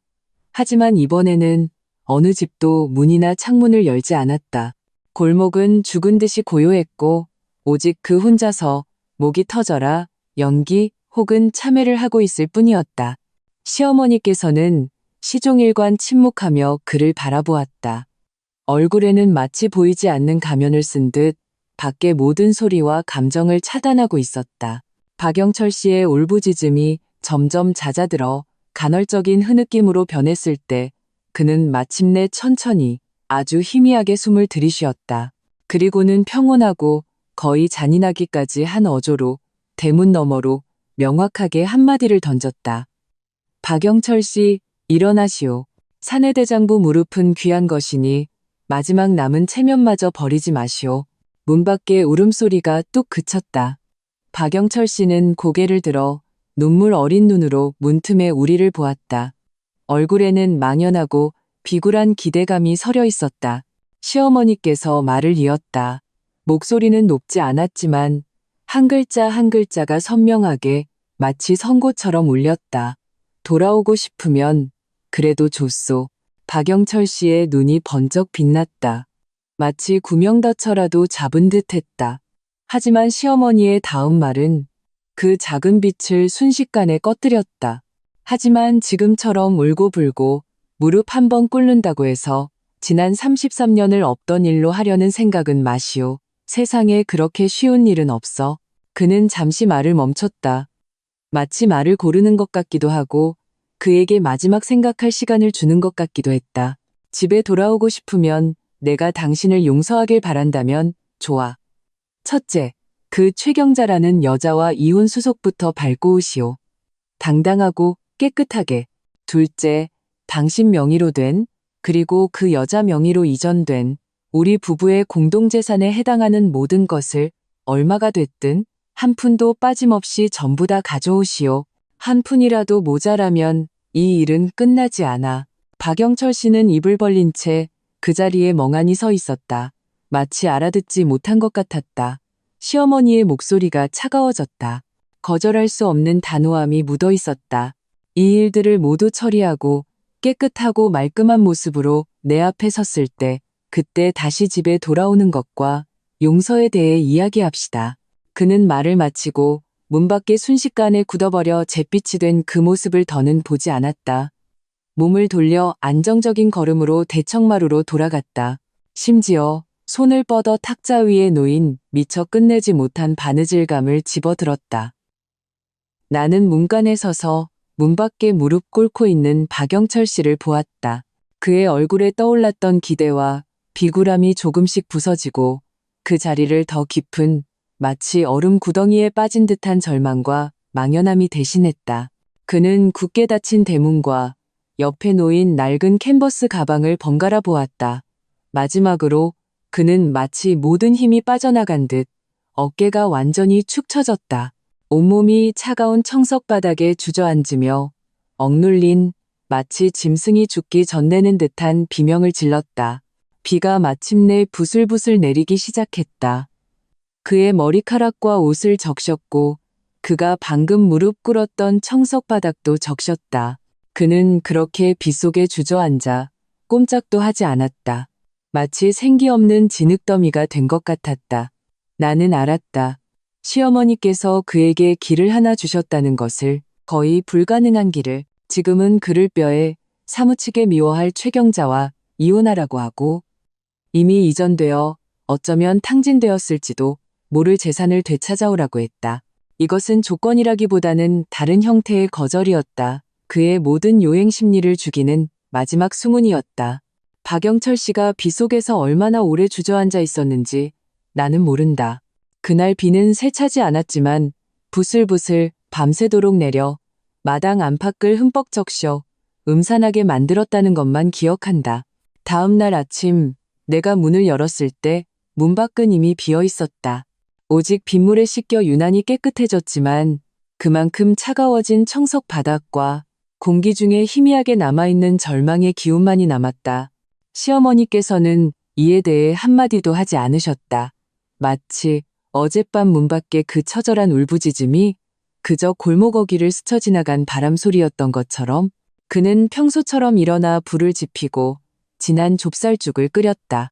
죽이 냄비에서 보글보글 끓고 김이 모락모락 피어오르는 가운데 그의 옆모습은 고대의 불상처럼 평온했다. 그러나 올 것은 결국 오고야 말았다. 다만 이번에 온 방식은 우리 모두의 예상을 뛰어넘었다. 일주일 후의 어느 오후였다. 하늘은 여전히 흐렸다. 검은색의 제법 비싸 보이는 세단 한 대가 조용히 우리 집 골목 어귀에 멈춰 섰다. 차에서 두 사람이 내렸다. 한 명은 양복을 입고 서류 가방을 든 중년 남자였고 다른 한 명은 놀랍게도 박영철 씨였다. 이번에 박영철 씨는 지난번 빗속에 무릎 꿇었던 초라함과는 완전히 다른 모습이었다. 그는 깨끗한 짙은색 재킷으로 갈아입었고 수염도 깎았으며 머리도 빗었다. 여전히 수척하고 초췌하며 눈에는 핏발이 서 있었지만 온몸에서는 영혼이 빠져나간 듯한 기이한 평온함이 느껴졌다. 그는 그 양복 입은 남자 뒤에서 허리를 약간 구부정하게 숙인 채 다소 힘없는 걸음으로 따라왔다. 양복 남자가 앞으로 나와 정중하게 대문을 두드렸다. 나는 시어머니를 보았다. 그는 마당에서 햇볕을 쬐며 뜨거운 차 한 잔을 들고 계셨다. 노크 소리를 듣고도 그는 눈꺼풀 한번 들지 않고 담담하게 말했다. 문 열어주거라. 올 것은 피할 수 없는 법이다. 나는 걸어가서 문을 열었다. 양복 남자는 즉시 명함 한 장을 내밀며 직업적인 미소를 띤 채 말했다. 안녕하십니까? 이서연 여사님 댁 맞습니까? 저는 박영철 선생님의 대리인인 장 변호사라고 합니다. 박영철 씨는 장 변호사 뒤에 서서 고개를 숙이고 감히 나와 눈을 마주치지 못했다. 마당의 시어머니는 더더욱 쳐다보지 못했다. 시어머니께서는 그때서야 찻잔을 내려놓고 천천히 일어나셨다. 평온한 시선으로 장 변호사를 훑어보고 마지막으로 박영철 씨에게 시선을 옮겼다. 짧은 순간 머물렀다가 이내 시선을 거두셨다. 마치 그가 아무 상관없는 장식품인 것처럼. 장 변호사님, 들어오시죠. 시어머니의 어조는 정중했지만 거리가 있었다. 장 변호사는 고맙다고 인사하며 박영철 씨를 데리고 마당으로 들어섰다. 박영철 씨는 시종일관 고개를 숙이고 있었다. 마치 잘못을 저지르고 선생님께 이끌려 학부모를 만나러 온 초등학생 같았다. 시어머니께서는 그들을 대청마루로 들이지 않고 마당에 작은 의자 몇 개를 가리켰다. 앉으시죠. 집이 좁아서 장 변호사님께서 불편하시겠네요. 장 변호사는 불편하지 않다며 박영철 씨와 함께 앉았다. 박영철 씨는 의자에 반만 걸터 앉아 몸이 굳어 있었다. 장 변호사는 서류 가방을 열어 문건 하나를 꺼내 마당 중앙의 작은 돌탁자 위에 놓았다. 그는 헛기침을 한번 하고 입을 열었다. 이 여사님, 김지수 씨. 저는 박영철 선생님의 위임을 받아 오늘 방문했습니다. 두 분과 박 선생님 사이의 혼인 및 재산 문제에 대해 공식적인 논의를 하고 평화적인 해결책을 모색하고자 합니다. 시어머니께서는 말씀이 없으셨다. 그저 눈빛으로 계속하라는 신호를 보낼 뿐이었다. 장 변호사는 안경을 고쳐 쓰고 말을 이었다. 우선 박 선생님께서는 지난 33년간 남편과 아버지로서의 책임을 다하지 못하고 장기간 집을 나가 가정에 돌이킬 수 없는 상처를 드린 점을 인정하십니다. 이에 대해 깊이 뉘우치고 사죄의 말씀을 드립니다. 그는 말하며 옆에서 고개를 숙이고 있는 박영철 씨를 한번 쳐다보았다.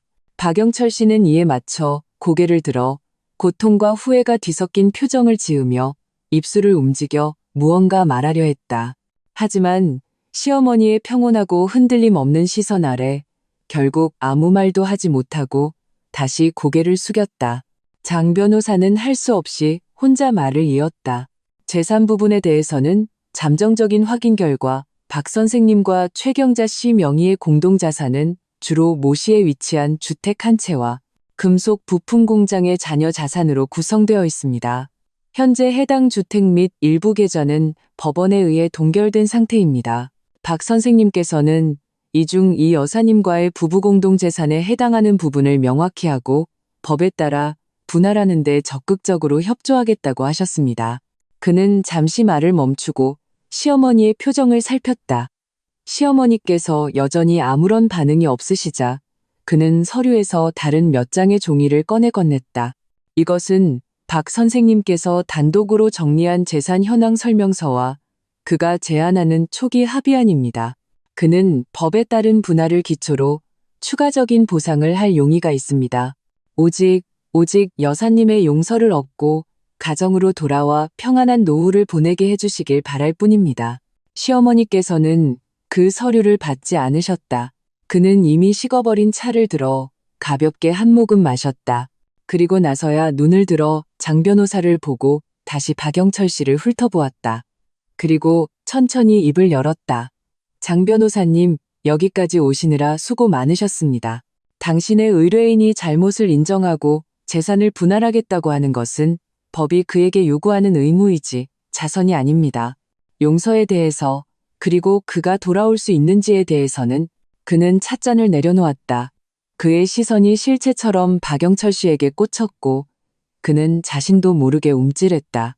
내가 지난번에 한 말은 여전히 유효합니다. 시어머니의 목소리는 명확하고 단호했다. 첫째, 최경자와 이혼 수속을 깨끗하게 마치시오. 둘째, 내 몫에 해당하는 것은 한 푼도 빠짐없이 가져오시오. 이 두 가지 중 하나라도 빠지면 이야기는 끝입니다. 박영철 씨가 맹렬히 고개를 들었다. 얼굴에 핏기가 가셨다. 그는 입술을 떨며 울먹이는 목소리로 말했다. 서연이, 그 여자, 지금 나를 뼈에 사무치게 미워해. 어떻게 나랑 이혼을 해주겠어? 그 돈들, 상당수는 그 아들 녀석이 탕진해버렸어. 내가 어디서 그 돈을 가져온단 말이야. 당신 지금 나를 죽음으로 내몰고 있는 거야. 시어머니께서는 그를 보았다. 눈빛에는 한 점의 동요도 없었다. 오직 모든 것을 꿰뚫어 보는 듯한 차가움만이 담겨 있었다. 그 길은 당신이 스스로 선택한 길이야. 33년 동안 돌아올 기회는 얼마든지 있었어. 당신은 그러지 않았지. 이제 길이 막히니 퇴로를 찾으려 하는군. 박영철 씨, 세상에 그렇게 좋은 일은 없어. 그는 일어나 더 이상 그들을 보지 않고 대청마루로 향했다. 작은 마당에는 얼음장 같은 말만이 메아리쳤다. 해내지 못하겠으면 다시는 오지 마시오. 법원이 어떻게 판결하든 나는 그대로 받겠소. 돌아오는 것에 대해서는 내가 죽기 전에는 절대 불가능할 것이오. 장 변호사의 직업적인 미소가 완전히 굳어버렸다. 그 역시 시어머니가 이렇게 단호하게 한 점의 여지도 남기지 않으리라고는 예상하지 못했던 것이다. 박영철 씨는 마치 마지막 지푸라기에 짓눌린 낙타처럼 작은 의자에 주저앉아 두 손으로 얼굴을 감싸고 억눌린 절망의 흐느낌을 터뜨렸다. 시어머니의 발걸음은 한 점의 망설임도 없이 곧장 대청마루로 들어가 문을 닫았다. 그 절망적인 울음소리와 변호사의 난처한 모습을 문 밖으로 완전히 차단해버렸다. 나는 이것이 끝이 아니라는 것을 알았다. 시어머니께서는 문을 굳게 닫음으로써 박영철 씨와 최경자 쪽에 가능한 타협의 길을 완전히 막아버렸다. 다음은 아마도 진정한 돌이킬 수 없는 법정 다툼뿐일 것이다. 그리고 시어머니께서는 이미 그 마지막이자 가장 철저한 심판을 기다릴 준비를 마치신 듯했다. 박영철 씨와 그가 고용한 장 변호사가 어떻게 초라하게 떠났는지 나는 잘 보지 못했다. 내 모든 신경은 시어머니께서 닫으신 대청마루 문에 쏠려 있었다. 그 문은 마치 경계선처럼 밖의 모든 애원, 계산, 절망을 막아냈고 그 자신을 오직 자신만이 아는 고요함 속에 가두었다. 이후 며칠간 시어머니의 말씀은 더욱 줄었다. 그는 더 이상 마당에 앉아 계시지 않고 오랜 시간 자신의 방에 머무셨다. 내가 가끔 문 앞을 지날 때면 안에서 아주 희미하게 종이를 넘기는 바스락거리는 소리가 들리거나 오랜 시간 죽은 듯한 침묵이 흘렀다. 그는 더 이상 박영철 씨를 언급하지 않았고 소송에 관한 어떤 것도 묻지 않으셨다.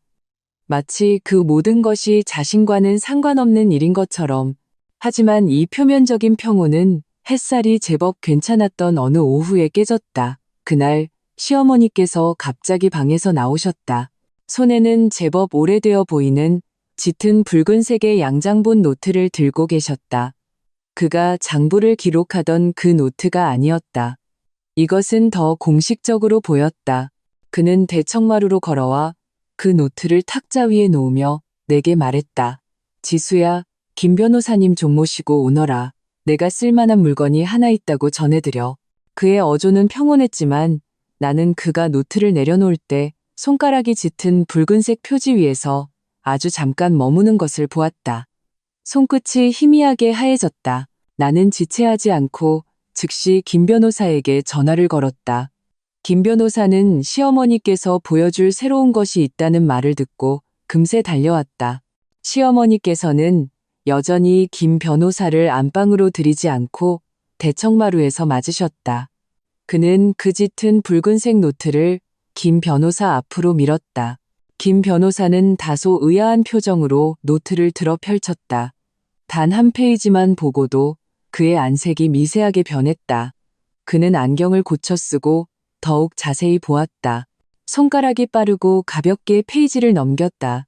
볼수록 눈빛의 놀라움과 진지함이 깊어졌다. 나는 노트 안에 구체적으로 무엇이 적혀 있는지 볼 수 없었고 그저 김 변호사의 표정 변화를 긴장하며 지켜볼 뿐이었다. 한참이 지나서야 김 변호사는 길게 숨을 내쉬며 노트를 덮고 고개를 들어 시어머니를 보았다. 눈빛에는 믿을 수 없다는 감정과 무언가 깨달은 듯한 경외심이 가득했다. 이 여사님, 이것은 언제 준비하신 겁니까? 이 안의 내용은 정말 결정적입니다. 시어머니께서는 찻잔을 들어 잊지도 않은 차시풀 후후 불어내고는 여전히 기복 없는 어조로 말했다. 오래전 일이지. 그때는 그가 가끔 돈을 좀 붙여왔어. 많지는 않았지만 돈을 붙일 때마다 그 송금 영수증을 다 모아뒀지. 나중에는 붙이지 않아서 나도 더는 이 위에 기록하지 않았고 나는 심장이 쿵 내려앉았다. 송금 영수증. 김 변호사는 흥분한 듯 손가락 마디로 노트를 톡톡 치며 내게 말했다. 김지수 씨, 잘 모르실 수도 있겠지만 이것은 극히 상세한 기록입니다. 안에는 박영철 씨가 초기에 보내온 송금액에 거의 모든 송금 영수증 원본이 붙어 있습니다.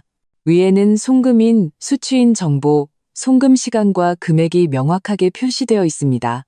더 중요한 것은 그는 노트의 뒷부분 몇 페이지를 펼쳤다. 이 여사님께서는 뒷부분에 이 송금 시간과 금액을 근거로 당시의 생활 수준과 물가를 결합하여 그가 부양 의무를 다하지 않은 기간 동안의 가정 기본 생활비, 자녀 교육비의 구체적인 부족액을 추산하고 기록해 두셨습니다. 모든 항목의 근거가 명확합니다. 나는 충격을 받아 시어머니를 보았다. 나는 그가 힘든 세월을 기록한 그 고된 장부 외에 이렇게 조용히 논리정연하고 증거가 명확한 경제장부를 준비하고 계셨을 줄은 꿈에도 몰랐다. 김 변호사는 흥분을 감추지 못하고 말을 이었다. 이것은 단순히 감정적인 호소가 아닙니다. 이것은 실질적이고 증명력이 매우 강한 경제적 증거입니다.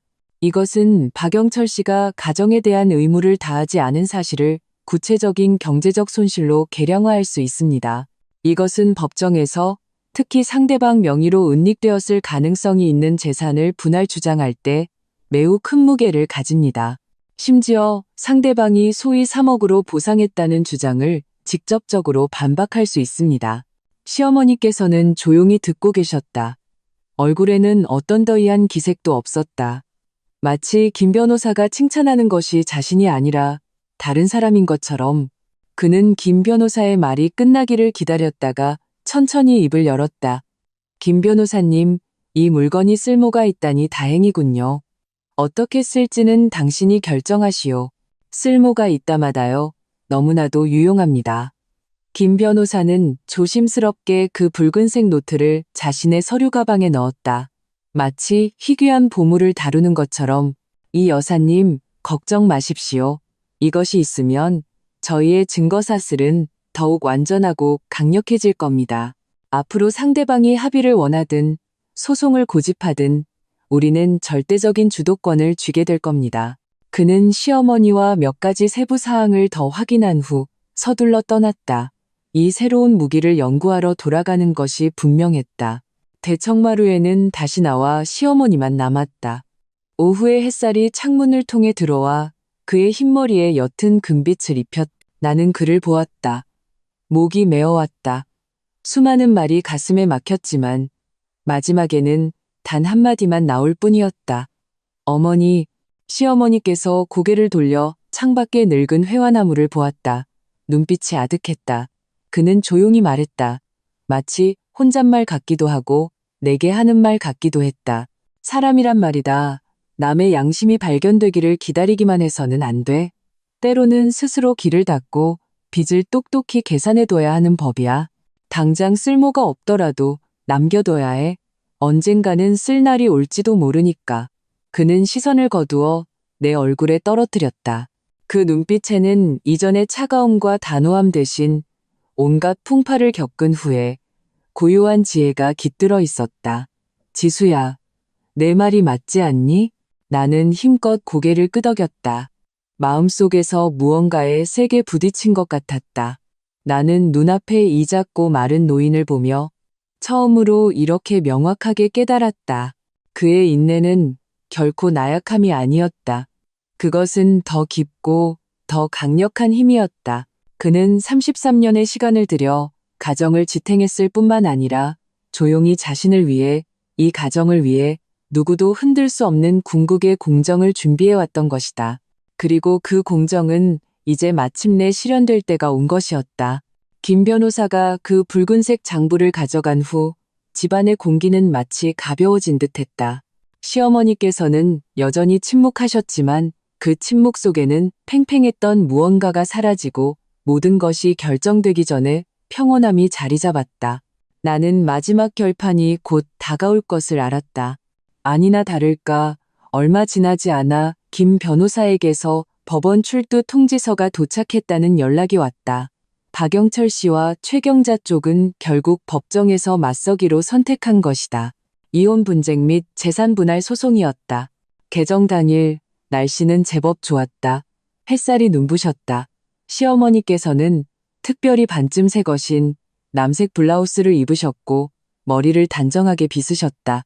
그는 내 부축을 받지 않고 스스로 한 걸음 한 걸음 안정적으로 그 장엄한 법원 건물로 들어섰다. 법정 안의 분위기는 무거웠다. 박영철 씨와 최경자는 맞은편에 앉아 있었고 옆에는 그장 변호사가 있었다. 박영철 씨는 고개를 숙이고 감히 우리를 쳐다보지 못했다. 최경자는 굳은 얼굴로 입꼬리를 내리고 눈빛에는 원망과 불만이 가득했다. 때때로 팔꿈치로 옆에 박영철 씨를 툭툭 치며 그의 무능함을 탓하는 듯했다. 판사가 개정을 선포하고 절차는 정해진 대로 진행되었다. 장 변호사가 먼저 발언했다. 여전히 같은 논리였다. 박영철 씨의 뉘우침을 강조하고 그 3억 원 통장의 보상적 성격을 주장하며 재산 분할의 범위를 현재 동결된 자산 내로 한정시키려 했다. 그리고 최경자 명의의 재산과 박영철 씨의 관련성을 필사적으로 부인했다. 김 변호사의 차례가 되자 그는 침착하게 일어섰다. 그는 즉시 반박하지 않고 먼저 시어머니의 두꺼운 33년의 고난이 기록된 낡은 장부를 증거로 제출했다. 그는 한 페이지 한 페이지 법정의 그 누런 종이 위에 날짜, 금액, 짧은 사건들을 진술했다. 목소리는 평온했지만 묵직한 힘이 실려 있었다. 재판장님, 여러분. 이 기록은 법률적으로 재산 분할의 직접적인 근거가 되기는 어려울 수 있습니다. 하지만 이것은 저의 의뢰인 이서연 여사님께서 지난 12영여일 동안 남편이 장기간 집을 나가 어떠한 책임도 다하지 않는 상황에서 홀로 자녀를 양육하고 가정을 지탱해온 실제 상황을 명확하게 보여줍니다. 이것은 박영철 씨가 장기적이고 지속적으로 부부부양 의무를 불이행했다는 기본 사실을 증명합니다. 맞은편에서 최경자가 비웃는 소리를 냈다. 박영철 씨의 고개는 더욱 깊이 숙여졌다. 김 변호사는 아랑곳하지 않고 이강호 씨가 조사한 사진과 자료들을 제출했다. 박영철 씨와 최경자가 부부 명의로 동거하며 공장을 경영한 증거, 그리고 박현수가 집을 팔려한 기록 등을 포함해서였다. 이 증거들은 김 변호사의 목소리가 약간 높아졌다. 박영철 씨가 저의 의뢰인과의 혼인관계 존속기간 중에 타인과 장기 동거하고 본래 부부공동재산에 속해야 할 자산을 타인 명의로 이전, 등기했을 가능성을 보여줍니다. 장 변호사가 즉시 일어나 반대하며 그것들은 박영철 씨와 최경자의 공동노동 소득이라고 주장했다. 바로 그때 김 변호사는 최종 무기, 그 붉은색에 송금 영수증이 붙어 있고 경제적 부족액이 계산된 노트를 꺼내들었다. 재판장님, 이 증거를 봐주십시오. 김 변호사가 노트를 제출했다. 여기에는 박영철 씨가 초기에 극히 드물게 송금한 일부 증빙 자료가 보존되어 있을 뿐만 아니라 더 중요한 것은 저의 의뢰인께서 놀라운 의지와 해안으로 당시의 사회 경제적 수준에 근거하여 그의 의무 불이행으로 인해 발생한 가정의 경제적 손실을 과학적으로 추산하고 기록했다는 점입니다. 이것은 단지 감정적인 빚이 아니라 계량화할 수 있는 실질적인 경제적 채무입니다. 그는 노트를 펼쳐 뒷부분에 명확한 표와 계산 과정을 가리켰다. 이 경제적 채무는 그가 나중에 소위 보상이라고 한 3억 원을 훨씬 초과합니다. 이것은 그 3억 원이 과거의 기본적인 손실을 메우기에도 턱없이 부족하며 하물며 그가 타인과 동거하는 동안 발생한 본래 부부공동재산에 속해야 할 부분을 분할하는 것은 말할 것도 없다는 것을 충분히 설명합니다. 나는 맞은편 장 변호사의 안색이 변하는 것을 보았다. 그는 박영철 씨와 빠르게 무언가 이야기하고 있었다. 박영철 씨의 얼굴에서 핏기가 가시며 망연하게 고개를 젓고 있었다. 최경자도 고개를 내밀어 그 노트를 보려 했지만 장 변호사에게 제지당했다. 그의 안색은 극도로 험악해졌다. 김 변호사는 승기를 잡고 모든 증거를 종합하여 우리의 주장을 명확하게 진술했다. 박영철 씨의 중대한 과실을 확인하고 법에 따라 재산을 적게 분할하거나 분할하지 않을 것, 최경자 명의로 이전된 재산이 부부 공동 재산임을 확인하고 추징하여 분할할 것, 그 3억 원은 일부 반환으로 간주하되 그의 과실과 경제적 손실을 상쇄하기에는 턱없이 부족하다는 것이었다. 법정 심리와 변론은 오랫동안 계속되었다. 장 변호사와 최경자 쪽이 필사적으로 변명했지만 시어머니의 철옹성 같은 붉은 장부와 촘촘하게 얽힌 증거사슬 앞에서 그들의 반박은 무력했다. 최경자는 몇 번이나 감정이 격해져 말을 끼어들려 했지만 재판장에게 엄하게 제지당했다. 박영철 씨는 시종일관 결정적인 질문에 대답할 때 미약한 목소리로 부인할 수 없는 사실 몇 가지만 인정했을 뿐 거의 아무 말도 하지 않았다. 그는 마치 영혼이 빠져나간 껍데기처럼 피고석에 주저앉아 있었다. 최후 진술 때 시어머니께서 일어서셨다. 그는 박영철 씨도 최경자도 보지 않았다. 재판장을 향해 그의 사투리가 섞였지만 유난히 또렷한 표준어로 말했다. 재판장님, 저는 더 할 말이 없습니다. 빚은 여기에 다 있고 이치도 저기에 다 있습니다. 저는 오직 공정한 판결을 바랄 뿐입니다. 법이 어떻게 정하든 저는 그대로 따르겠습니다. 그의 목소리는 크지 않았지만 거스를 수 없는 힘을 가지고 고요한 법정에 울려 퍼졌다. 휴정 합의 시간은 길지 않았다.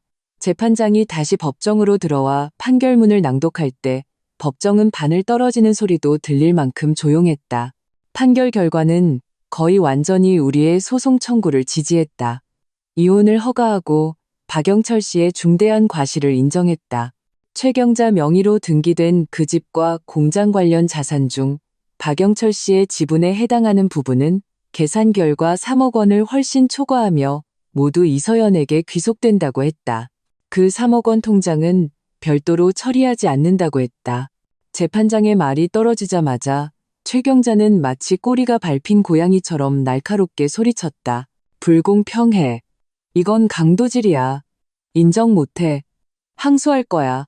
그는 맹렬히 일어나 시어머니를 가리키며 흉측하게 욕설을 퍼부었다. 이서연, 이 독한 늙은이야. 천벌받을 거다. 법정 경위가 즉시 그를 제지했다. 박영철 씨는 마치 마지막 일격에 정신을 잃은 듯 멍하니 그 자리에 앉아 있었다. 눈빛은 공허했고 판결문의 내용을 이해하지 못하는 것 같았다. 시어머니께서는 최경자의 저주를 평온하게 들으셨다. 얼굴에는 어떤 표정도 없었다. 그는 단지 재판장이 패정을 선포한 후 천천히 일어나 자신의 옷깃을 정리했다. 그리고는 나를 향해 돌아보며 조용히 한마디 했다. 지수야, 집에 가자. 그는 더 이상 법적으로는 아직 남편이지만 사실상 30년 넘게 남남이었던 그 남자를 쳐다보지도 않았다. 뒤에서 들려오는 최경자의 히스테릭한 울음소리와 박영철 씨의 죽음 같은 절망도 아랑곳하지 않았다. 그다지 넓지 않은 등을 꼿꼿이 펴고 한 걸음 한 걸음 침착하게 법정을 걸어나갔다. 법원의 높은 창문에서 햇살이 비스듬히 들어와 그의 흰머리에 옅은 빛을 입혔다. 나는 그의 뒤를 따르며 그의 뒷모습을 보았다. 마음속에 밀려온 것은 환희가 아니라 깊고 시큰함과 후련함이 뒤섞인 평온이었다. 이 33년간 지속된 길고 긴 전쟁은 법률적으로는 마침내 먼지가 가라앉은 듯했다. 법원의 판결문이 나온 후 집은 남들이 상상하는 것처럼 큰 원수를 갚은 듯한 환희나 소란으로 가득 차지는 않았다. 오히려 이전 어느 때보다도 조용했다. 그것은 모든 소란과 긴장이 빠져나간 후 침전된 실질적인 고요함이었다. 시어머니께서는 법원의 붉은 인이 찍힌 그 판결문과 그의 짙은 붉은색 장부, 그리고 고난을 기록한 낡은 장부를 함께 낡은 자개장 가장 깊은 곳에 넣고 잠그셨다. 열쇠는 여전히 창가 세 번째 화분 밑에 있었다. 하지만 나는 그가 더 이상 그것들을 자주 꺼내보지 않으리라는 것을 알았다. 그의 생활 리듬이 느려졌다. 이전에는 이 집을 짊어지기 위해 팽이처럼 쉴 새 없이 돌아야 했다. 이제는 자신을 위해 살아가는 여유로운 느림이었다. 그는 화초들을 돌볼 마음의 여유가 생겼다. 흙을 갈아주고 걸음을 주었다. 가끔은 작은 의자를 가지고 나와 마당에 앉아 햇볕을 쬐며 시든 가지와 잎들을 꼼꼼하게 잘라냈다. 어느 날 저녁 식사 후 그는 갑자기 내게 말했다. 지수야, 내일 나랑 같이 노인대학에 한번 가보자꾸나. 나는 잠시 멈칫했다. 노인대학이라니, 이 단어가 시어머니의 입에서 나오니 조금 낯설면서도 신기하게 느껴졌다. 거기서 서예랑 산수화 가르치는 반이 있다고 하더구나. 시어머니께서는 그릇을 정리하며 아주 자연스럽게 말했다. 젊었을 때 내 시아버지가 붓글씨 쓰는 걸 보고 마음속으로 부러워했는데 배울 기회가 없었지. 이제 한번 가보고 싶구나. 다음 날 나는 정말로 그를 모시고 갔다. 그것은 동네 주민센터에 마련된 노인대학이었다. 크지는 않았지만 활기가 넘쳤다. 시어머니와 비슷한 연배의 많은 노인들이 모여 어떤 이들은 흥얼거리며 민요를 부르고 어떤 이들은 선생님의 지도 아래 붓을 잡고 한 획 한 획 글씨를 쓰고 있었다. 시어머니께서는 서예반 창밖에서 오랫동안 서서 보셨다. 눈빛에는 내가 본 적 없는 옅은 빛이 감돌았다. 그는 등록을 했다. 그날부터 매주 2번의 오후 그는 미리 몸단장을 하고 내가 사들인 붓과 먹을 들고 정시에 수업에 가셨다. 돌아오실 때 손에 가끔 먹물이 묻어 있었지만 얼굴에는 항상 평화로운 만족감이 깃들어 있었다. 그는 또한 몇몇 할머니들과 함께 동네 뜨개질 모임에도 참여했다. 털실로 작은 물건들을 뜨는 법을 배웠다. 민준이에게는 털모자를, 나에게는 장갑을 떠주셨다. 그의 손재주는 좋았고 배우는 것도 빨랐다. 판결로 받은 돈은 필요한 생활비와 민준이 교육자금을 남겨두고 시어머니께서 주도하여 일부를 꺼내 집의 낡은 전기선과 수도관을 완전히 점검하고 교체했다. 그리고 마당에는 평평한 청벽돌을 깔았다. 그는 집은 낡았지만 속은 튼튼해야 마음 편히 살 수 있다고 하셨다. 남은 돈은 저축했다. 노후 자금으로 쓰고 나중에 급한 일이 생길 때를 대비한다고 하셨다. 그는 어떤 사람들이 상상하는 것처럼 돈을 함부로 쓰거나 과시하지 않았다. 모든 돈을 명확하고 안정적으로 계획했다. 박영철 씨와 최경자 쪽은 나중에 걷잡을 수 없이 싸웠다고 들었다. 최경자는 판결에 불복하고 항소하려 했지만 증거가 부족하고 맡으려는 변호사도 없었던 모양이다.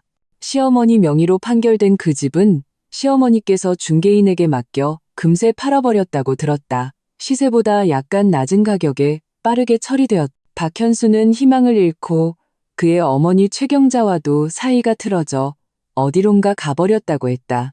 박영철 씨는 완전히 소식이 끊겼다. 마치 증발한 것처럼 이런 소식들은 동네 사람들이 한담을 나눌 때 드문드문 내 귀에 들어왔다.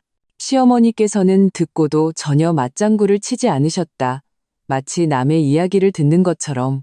어느 날 저녁 석양이 아름다웠다.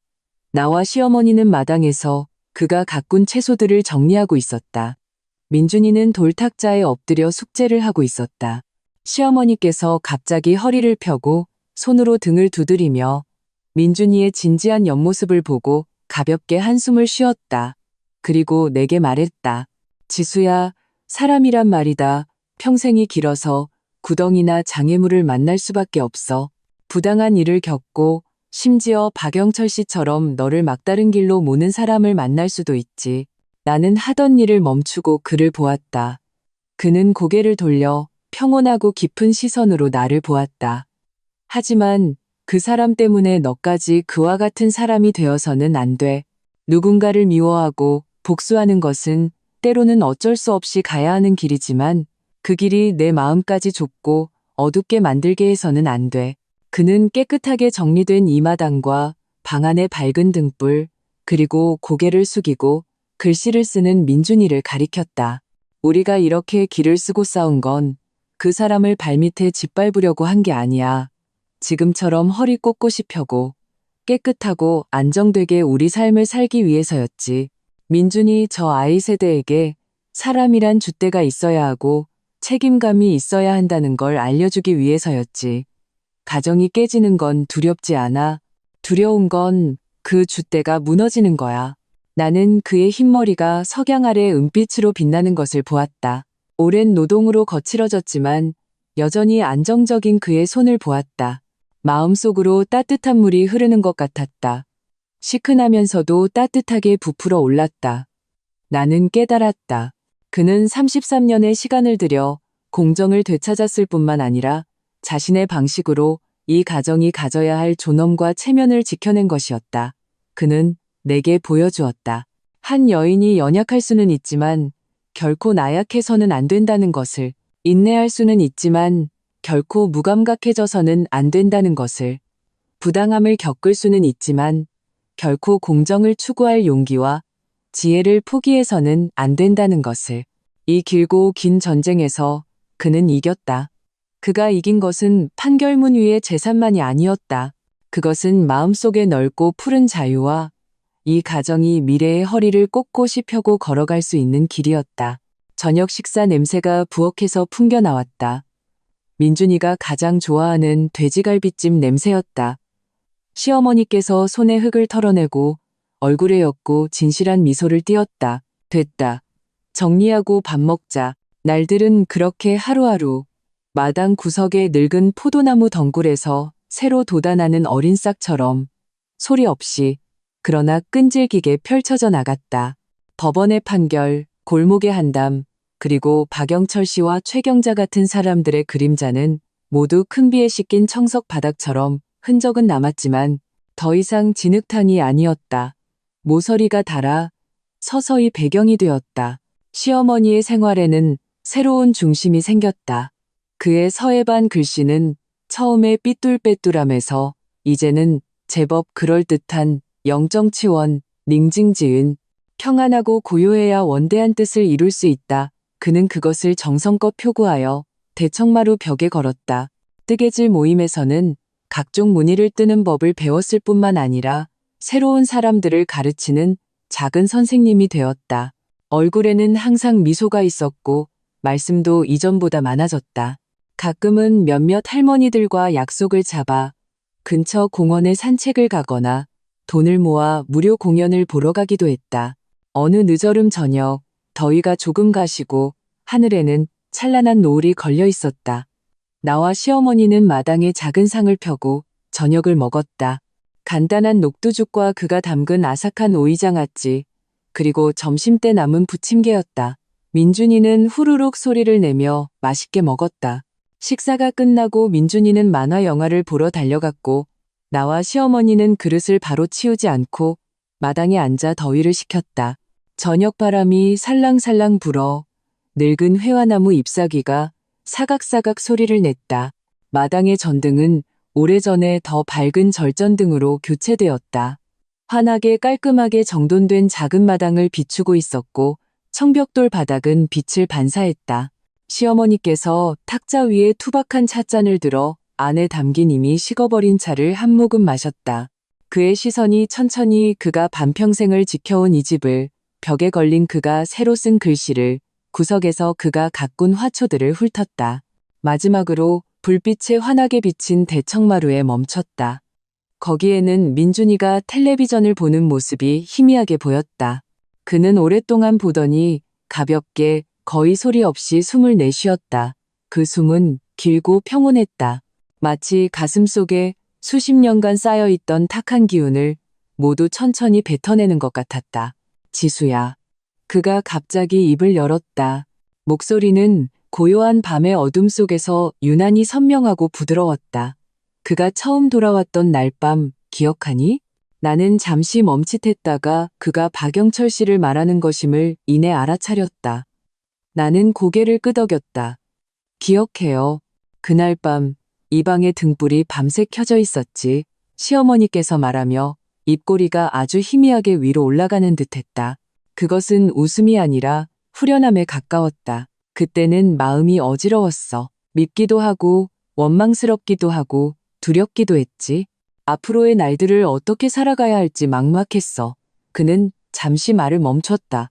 마치 그 길고 긴 밤의 고뇌를 되새기는 것 같았다. 이제는 괜찮아. 그의 목소리는 더욱 가벼워졌다. 모든 것이 결정된 후에 안도감이 묻어 있었다. 빛도 다 청산했고 이치도 다 밝혔고 가야 할 사람들은 다 갔고 남아야 할 것들은 다 남았지. 그는 고개를 돌려 나를 보았다. 희미한 등불 아래 그의 눈빛은 맑고 평온했다. 안에는 예전에 깊이 숨겨진 날카로움과 차가움 대신 마치 가을 호수 같은 고요함과 평안함만이 담겨 있었다. 앞으로의 날들은 그는 천천히 말했다. 한 글자 한 글자가 안정적으로 떨어졌다. 우리 세 식구가 조용하게 사는 거지. 나는 그를 보았다. 박영철 씨가 나타난 이후로 줄곧 들끓던 내 마음의 바다도 이 순간 마침내 풍랑이 먹고 머리 위 이 평온한 밤하늘을 비추고 있었다. 나는 힘껏 고개를 끄덕였다. 목이 메어 아무 말도 할 수 없었다. 다만 눈가가 희미하게 뜨거워지는 것을 느낄 뿐이었다. 시어머니께서는 더 이상 말씀하지 않으시고 다시 의자 등받이에 기대어 희미하게 눈을 감으셨다. 손에는 여전히 그 투박한 찻잔을 쥐고 계셨다. 밤바람이 그의 흰 머리카락을 흔들었고 얼굴의 주름은 등불 아래 유난히 부드러워 보였다. 마당은 지극히 고요했다. 오직 바람에 나무십 스치는 사각사각 소리와 대청마루에서 희미하게 들려오는 만화 영화 소리뿐이었다. 그 밝은 등불이 우리를 따뜻하고 안정된 빛 속에 감싸고 있었다. 나는 알았다. 한때 밤새도록 켜져 있었던 막막함과 분노, 그리고 굴하지 않음으로 가득 찼던 그 등불이 이제부터는 오직 이 평범하고 안정된 우리 자신만의 날들을 비추기 위해서만 켜질 수 있게 되었다는 것을. 다른 소리 없고 맑은 바람이 불어온다. 모든 것이 딱 좋았다. 독자 여러분, 오늘 이야기는 어떠셨나요? 작가에게 하고 싶은 말씀이 있으시면 댓글로 남겨주세요. 제가 모두 작가님께 전달해 드리겠습니다. 또한 이야기를 좋아하시는 다른 분들께도 널리 공유해 주시길 바랍니다.